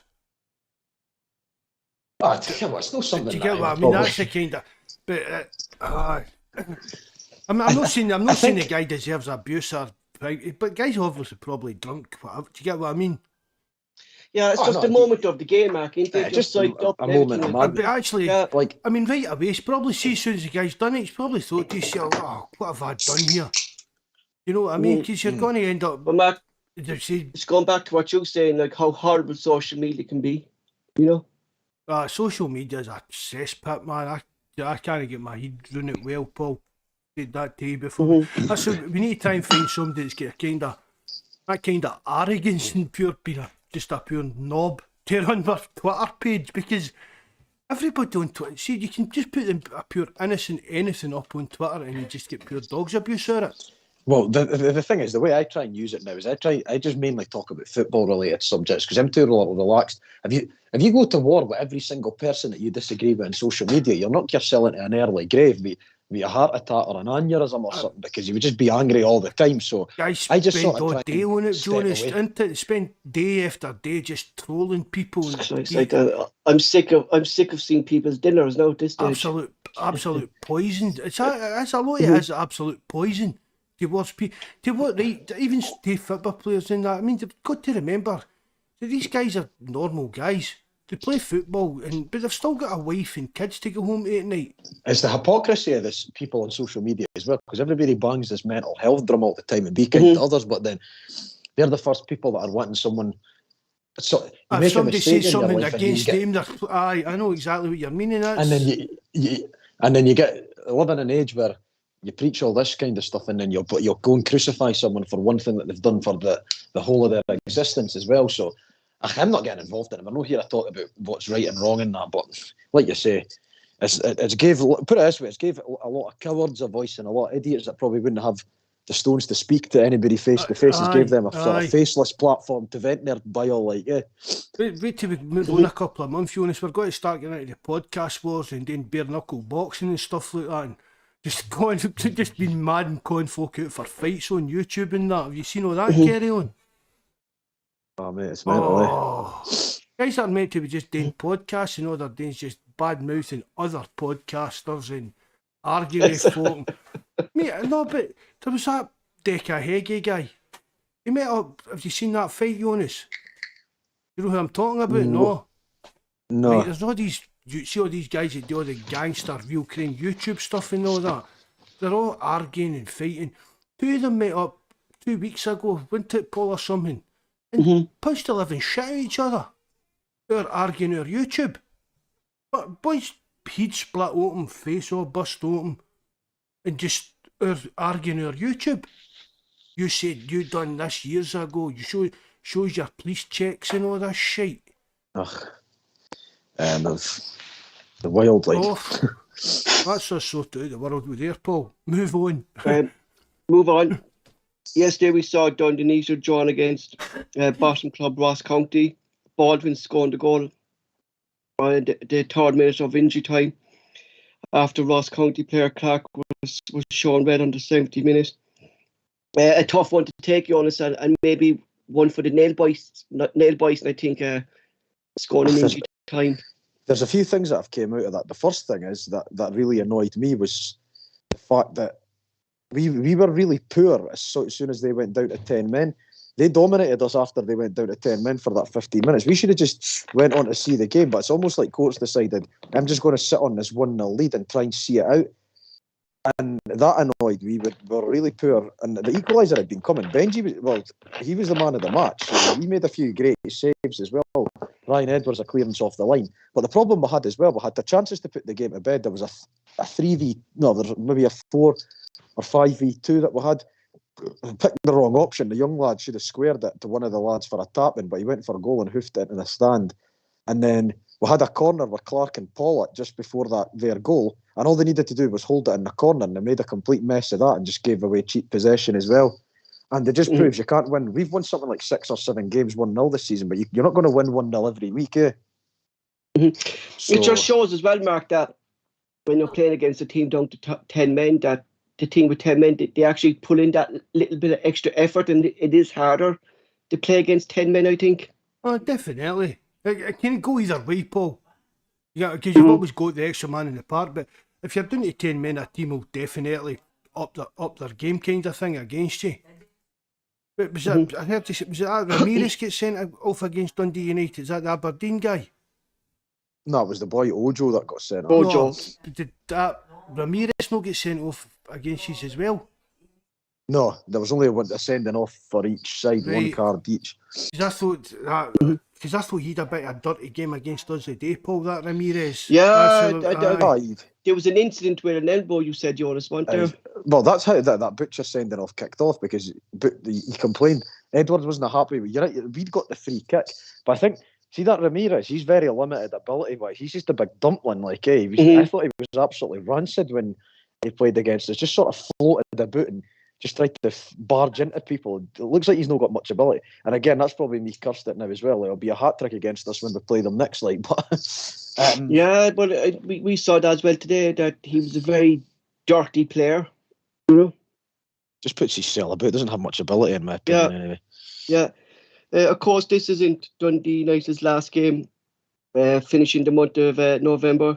They're away to Motherwell on the 30th. Dundee United, Jonas, they're just behind you in the league table, sitting 5th. It's going to be a tough game, one I think that you have to win if you're going to keep pushing for top 3. A really hard game. It doesn't help us as well that they went and got spanked 3-0 from Dundee yesterday. They'll be wanting a bounce back. But Motherwell are a strange side. You never really know what you're getting from them, because they went and beat Hearts and Aberdeen. Then they chucked in a 3-0 away, like the horror show yesterday against Dundee. You never know what kind of Motherwell you're getting until you play them on the day. They're one of those things that I can never make my mind up about Motherwell. They always seem to sit quite high up the league table, but they're one of those teams that are very on hand. They can be brilliant one week and then absolute murder the following week, like they proved this weekend. Like, I think, Jonas, it was kind of a mixed month for Dundee United in November, and hopefully that you can kick it on with a win. And on Tuesday there's kind of mixed results in there. Ones that you should have won and stuff. Yeah, it was one of those. Yesterday was a really disappointing one, thrown away, especially with the last kick of the game. That was a sickener yesterday against Ross County. But then, like you say, we steadied the ship after a couple of defeats by beating Aberdeen. So, like I say, it's key that we finish with a strong result against Motherwell on Tuesday night.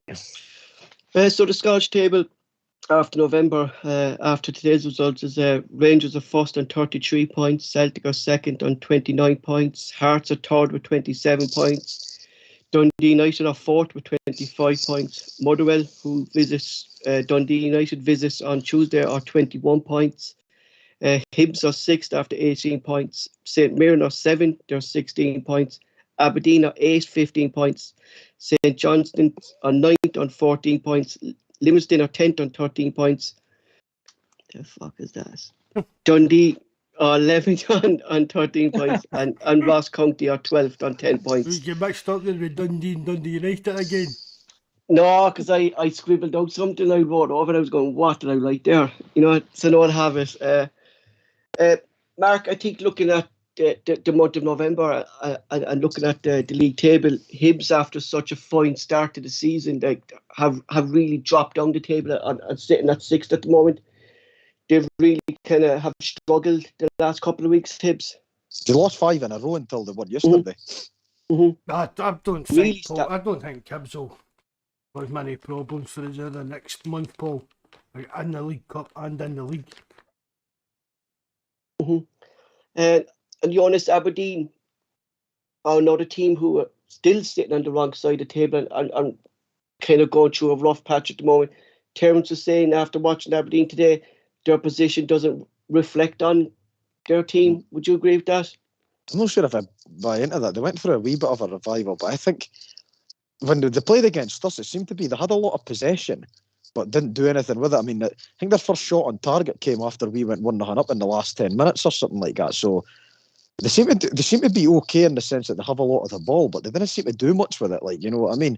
It's all sort of like a lot of possession and then just possession or passing the ball for passing sake with no great sort of end product. But you never know. Like, I mean, the money that they spend up there and the finances that manager's got, then they'll be expecting to turn it around, because I don't think they'll tolerate.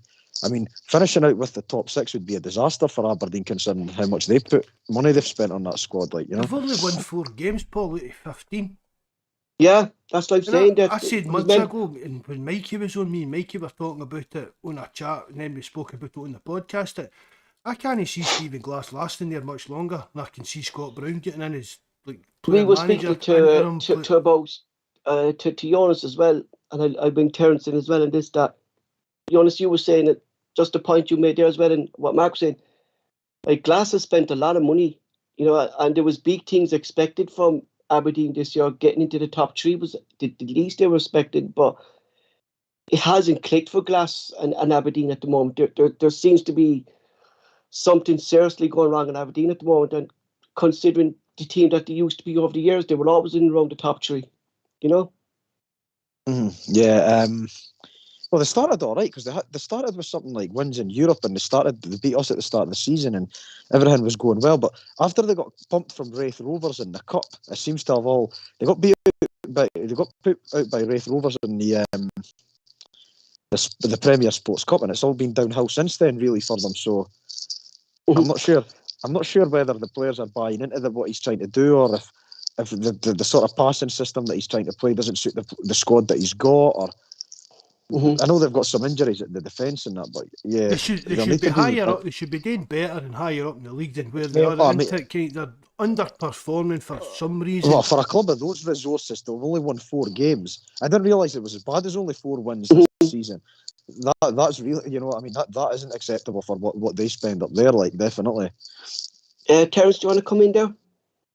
Yeah, just like what the boys are saying. If you go through the Aberdeen team, I know it's on team and paper, whatever, but they look like they've far too much quality to be down as low as they are if you compare to what the other teams in the SPL. And it's probably like Mark said, maybe they're not buying into what Glass is looking at. I mean, I know maybe December is going to be a huge month for Glass, I say, Terence, is it? December, with the run-ins and stuff like that for December? Like, if Aberdeen are sitting 6th after Christmas, surely he's in trouble. Yeah. He's going to be huge pressure, and it's like Joonas has said there, the top 6 would have been a given for them, for the amount of money they had put in for their the board and the chairman.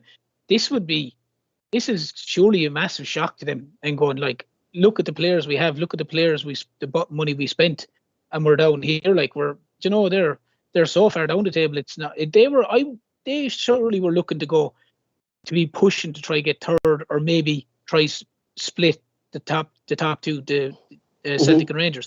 That's where they were obviously looking at. That's where they were penciling in. And it maybe, I'm not an Aberdeen fan, but maybe it just goes to show you, people might argue, how good a job McGuinness had been doing beforehand.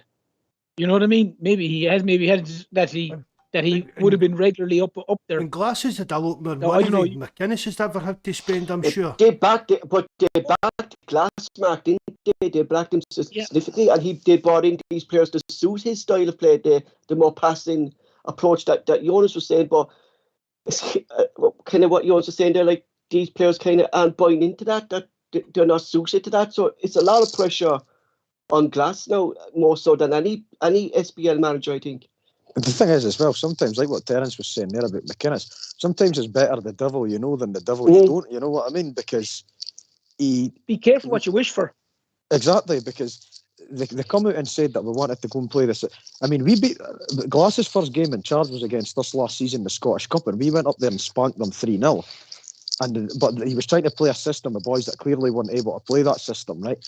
But then he's still trying to play the same sort of passing out from the back style and whatever. And I just don't think. I mean, like what Terence was saying there as well, right? Top six. It should have been an absolute given, but even if they finish 5th or 6th, that would be deemed a failure. I think top 4 would have been the minimum requirement for the outlay that they've put into that squad this season, and if they don't achieve that, then there'll be a lot of questions asked. Hearts continue to rise up the table. They're sitting in third at the moment. Of course, we saw them beating Joonas top spot, but Joonas, Hearts. It's always a tough place to go to, and can you push them all the way, do you think, to get that third spot? Okay, I think Hearts. Well, what I said after the Hearts game to a lot of lads is Hearts have got a lot. Like Hearts have got something like 13,000 season ticket holders or something, 12,000 season ticket holders. We've got we've got under maybe 5,200 or whatever, right? So you think about straight away how much more money that brings into the club than what we have.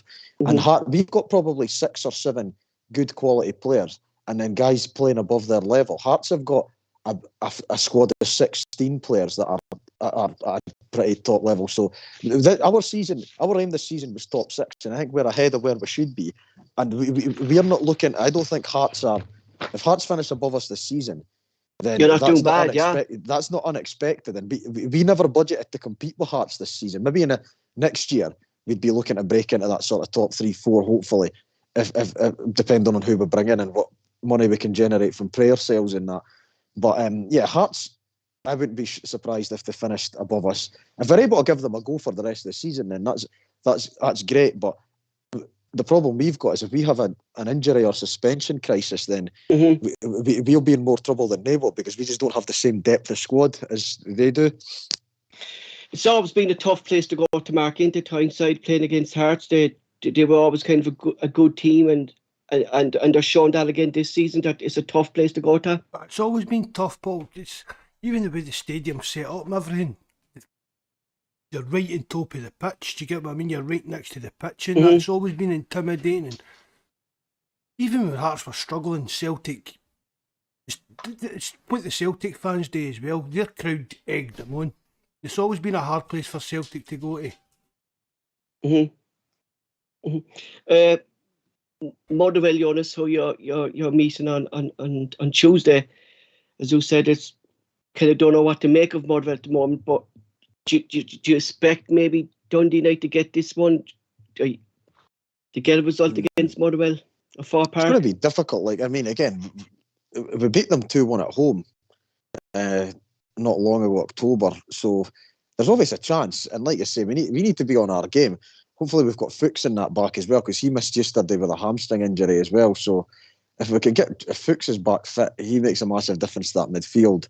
And if we can get guys firing again, boys like Paul at Niskin, and last couple of weeks they've been a wee bit off their sort of best. So we need to be at our best and solid defensively, and then there's always a chance. But the way we've played so far this season, I would fancy us to give them a go anyway, you know what I mean? Terence, I think what we're seeing this year about the SPFL, that it's more interesting more than other seasons, because we have the 2 Dundees in it, Dundee United and Dundee, the derbies. We've Hearts and Hibs, we've Aberdeen, we've Celtic. Like the big teams are back in the Scottish League, and it's making it more exciting.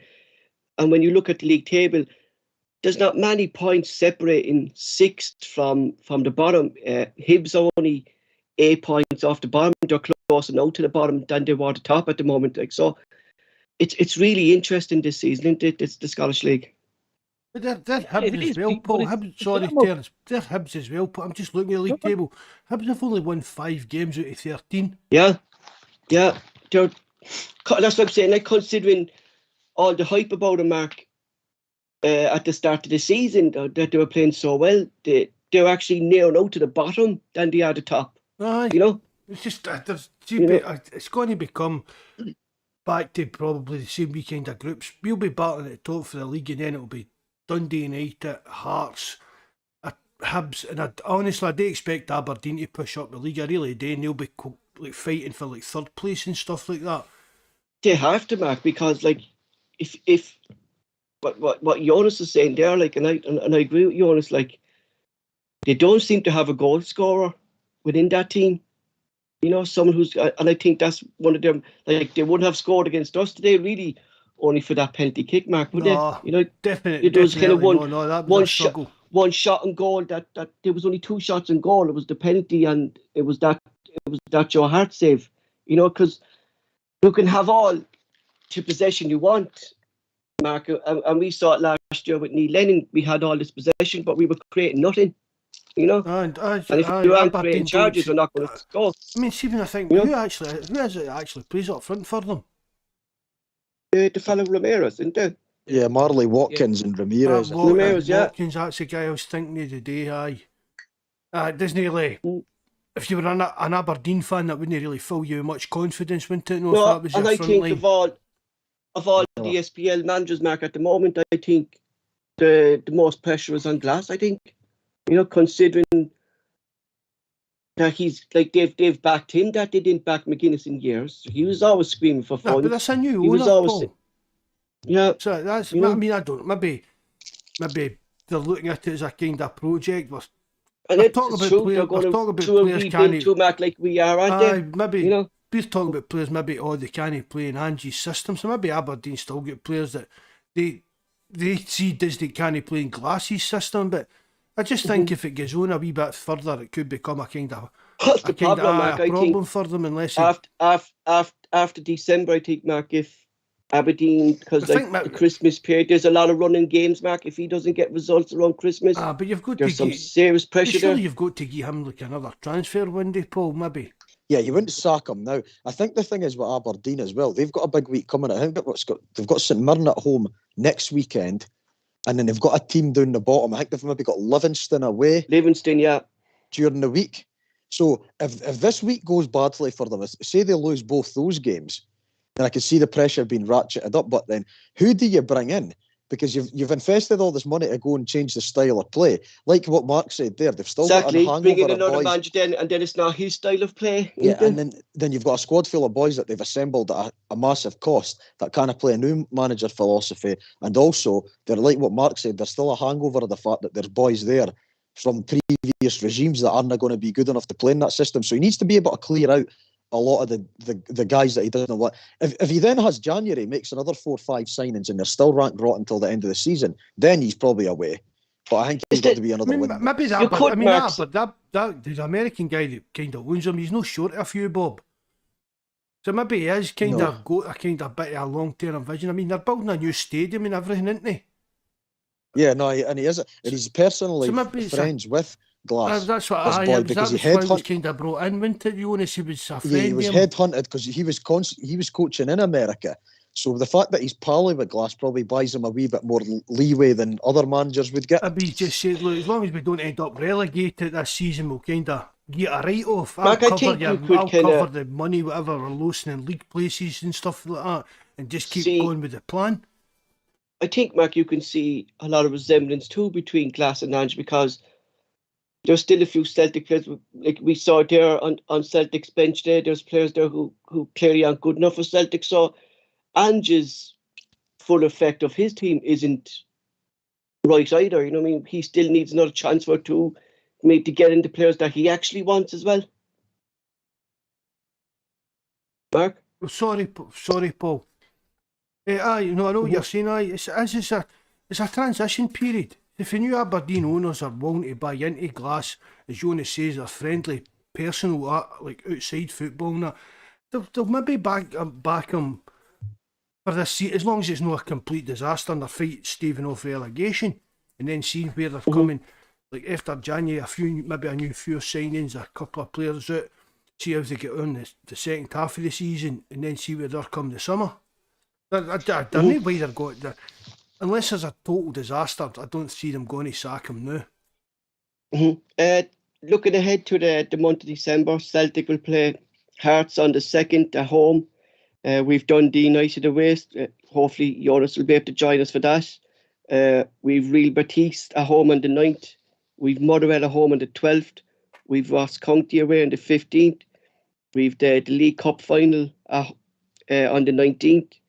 We've St Johnstone away on the 26th. And we've Hibs again at home on the 29th. Tough fixtures there, Mark, in a very little time to kind of regroup. There seems to be a match kind of midweek and the weekend in the month of December for Celtic. Just part and parcel, Paul, if you're up challenging for trophies and playing in Europe kind of thing. Again, I think we're still a bit light with squad. We spoke about that, the strength on the bench and the depth of the squad, but you can't really moan about having to play so many games, Paul, because see, if you're playing so many games, you know your team... But you want to be playing these games you know your team's doing well. Do you get what I mean? If you're in cup games you play, well, fair dues, you need to play these games to win cups. You need to play in Europe to progress in Europe, sir. Terence, do you think, though, that the Europa League group now is finished and the Real Betis game's a dead rubber? Would you like to see Ange maybe rest players for that game and maybe bring in a few of the fringe players like a Yesi, Mickey Johnson, get Forrest more game time, get Hart, McCarthy more game time? Well, it would make sense if they're going to be inundated with games. You know, as you said, Saturday midweek or Sunday midweek, then it would make sense if it comes to the Betis game and go, okay, look, anyone carrying a bit of a knock, definitely out of the game. Maybe we'll throw guys in. Maybe it could be a game to throw the likes of Scales in for argument's sake and say, okay, let's see how you can do against quality opposition. Let's rest. Obviously, I know Carter Vickers is going to be out because he's suspended. You can start a Yeti, start Mikey John. I can't even say his name. Start Mikey Johnson. Start other guys. Give them a go. Like keep the crux of maybe 6-7 of the players and Mark, some of the. That's Sean. Let's see what Shaw's got. Shaw, you're because Mark, you're looking there, right? Not even Shaw. Scales. I mean, Irish Scales. Yeah, that's what I'm saying. Yeah, because Mark, you're looking there, right? Start Scales from the start. Starfelt is injured, right? Beaton is injured at the moment. We actually don't know how long Beaton's going to be out for. It could be just a week or two. I don't know. Starfelt was meant to be back for the day, Paul. Was he? I read during the week that Starfelt and Rogic were in the frame for playing the day. So obviously they've just missed out or whatever, but... Like, I'd like to see the young lad Yorahidi and maybe Scales on the left, Mark, getting a run there and see what they can do. And have Shaw in McCarthy's position, like you said there, Mark. Like it's a dead rubber game. You know, these are the type of games now that we should throw these lads in. Like, if we lose, we lose. Do you know what I mean? It's a second string Celtic team. There's nothing to lose, is there, Mark? No. Well, Paul, just as well. Sorry, Mark. As well too, Paul.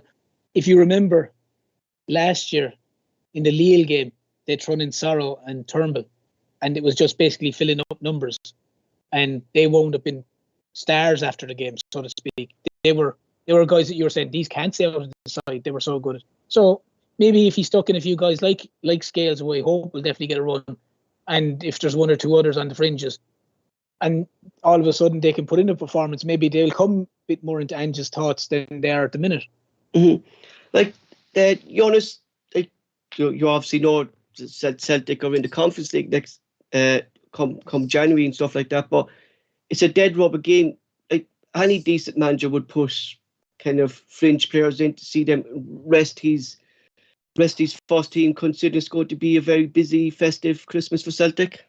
Yeah, I like what Terence was saying there. I agree with what he said. You'd keep the crux of probably 6 or 7 the spine of your team, but you'd give other guys a run out that need minutes, because every single team's going to need their squads over this festive period because it's notoriously busy for everybody. Obviously, we've not got as many games because we're not in like the later stages. Like we're not in a cup final, we're not in Europe. But I think we're still.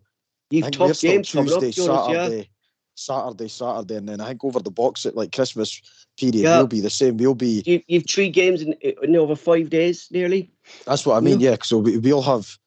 I think we've got Rangers away, then we've got Hibs at home, then we've got the Dundee derby. That's all in a quick fire sort of time frame. So yeah, it's the same for everybody. The festive period is hectic, but like I say, that's also avoiding things like weather disruption, because normally you've got a chance of, this is where the likes of waterlogged pitches or snow or frost or bad weather can come into it as well. So it's whether you get a clean run at the games as well. You know what I mean? And it's these, Jonas, these type of games as well with the cold weather and stuff like that, that your players could pick up injuries as well. You know, because there's big matches in so little time. Like, you know, there is fatigue going to set in as well, isn't there? Yeah, well, there's fatigue, but there's also things, like fatigue, suspensions, injuries, and all these kind of things play a factor as well. Yeah. Looking at Dundee United for December, they have Motherwell on Tuesday, the 3rd of November. Then they're away to Celtic on the 5th of December. They've Livingston at home on the 11th of December. They've Rangers away on the 18th. They've Hibs on the 26th, and they've St Mirren on the 20th. Some tough games there, Jonas, but there's games there as well, Jonas, down the bottom that you should be winning, and you would hope that you win against St Mirren, Livingston, Hibs. Like, you got a good result against Hibs last time. You said they were your bogey team, but you ran them off the park. The last time you played was a 5-0, Jonas, I think it was. 3-0, yeah. 3-0, but yeah. Again, it's one of those games, again, it depends on what Hibs turns up, because they're very... See, on their day, anybody in the SPL is capable of beating anybody. Like, you look at the way the results pan out, you'll get freak results every week. I mean, there's, like you say, Motherwell getting hammered 3-0 from Dundee. A few weeks ago, Ross County went to Dundee and battered them 5-0. Hadn't won a game all season. So you really just have to take it a game at a time. You can't really budget and say, right, you can look at league position and say, right, we should be getting 3 points there. But gone are the days when you're like, oh, that's a win there, and we'll tack a draw there. And it's just a case of taking it on a game-by-game basis. And I know that's boring, and that's not what you want me to say, but it literally is that tight, like, you know. Breaking news just came to us before we closed the show. The Green Brigade have refused to leave Celtic Park tonight in protest of Bawz Higgins. As we know, the Green Brigade and many Celtic fans are against the appointment of Bawz Higgins to the Celtic role. We saw today the Celtic Foodbanks lads being hassled, given fines and tickets. Mark, do you want to come in here and shed some light on this for us? Scandal. It was Welsh that mentioned it earlier on that there was going to be a sit-in protest against Higgins, but for me the biggest story is that the police and the traffic wardens out getting the vans and that parking tickets and stuff for collecting food for the food bank. Did you hear that, Jonas, today? There's been a big uproar on social media, and I'm talking about from supporters that, like, we're talking about clubs like Raith Rovers, Aberdeen supporters, even a few Rangers supporters. There's been just a universal sort of condemnation right across Scottish football for the way the police have acted, because the times are hard enough as it is, and Christmas is a horrible time for a lot of people through poverty and that, and they're just trying to help folk, and you've got these scumbag police sort of throwing their weight about. It's an absolute disgrace, like, it really is. And see, the thing about it as well, Paul, it's not about the money. Right, it's £60 fines, right? Celtic should probably step up to the plate and say, we'll pay the fines. Or there'll be fans out there that would... There's fans out there that would say, here, do you get what I mean? There are guys out there, £60 nothing to them, but they're collecting... The thing that got me today, Mark, is that they're collecting for a good cause. Do you know what I mean? It's a good cause that they're collecting. Well, and they're still being harassed. Do you know what I mean? It's just ridiculous, like, isn't it? It really is, Paul. It's baffling. There's no excuses for it. Nothing at all. But it's the mentality of the people that turn up there, as in the guard and the traffic warden, and go, right, I'm going to fine you and I'm going to summon you. And even if you were a guard or you were the traffic warden and you were told you need to go down there and sort it out, you'd go down and go, look, lads, I was told I have to come down here and give you a fine. I'm not going to give you a fine. Move on or something like that, like, you know. But you'd want to be some fucking gobshite, excuse my French now, for going down and going, okay, these guys are trying to help people who have nothing, who are going to have probably a miserable Christmas. They're getting food. I'll fine him, and I'll give them a ticket. You're going, there's probably people been murdered and people been the shit kicked out of them, and there's 1,000,001 other things going on around there that they could be doing something useful for, rather than going over and annoying people, charitable people who are trying to do good. God only knows what goes through these people's heads who go, these guards. I just don't understand it. It makes no rhyme or reason. Mark, can you honestly see the Celtic board stepping in here and backing these fans who got these fines today? It's the right thing to do, It's the right really. thing to do, Because, Paul, but Sean, let's not be Sean, the kidding. disconnect, Mark. But let's not be kidding. Why? See if you were the Celtic chairman or something like that. See if you were Dermot Desmond. Right, there would be, I don't know, there might be more fines now, I don't know. There was 4 people fined £60, £240. What is that even out of Ian Banker's pocket? You get what I mean? See if Ian Banker or Michael Nicholson come out tonight and says, we're going to sort this out. If anybody's been fined for helping with that Foodbank collection today, never mind the club, I'll cover their fines out of my own pocket till we get this sorted out.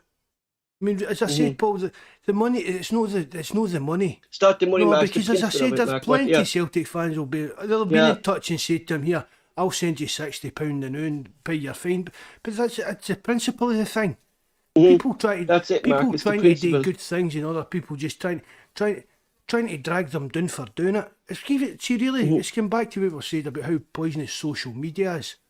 People try to do good things and there's always people in the background snitching, bitching and trying to drag you down to make sure that you're just, do you get what I mean?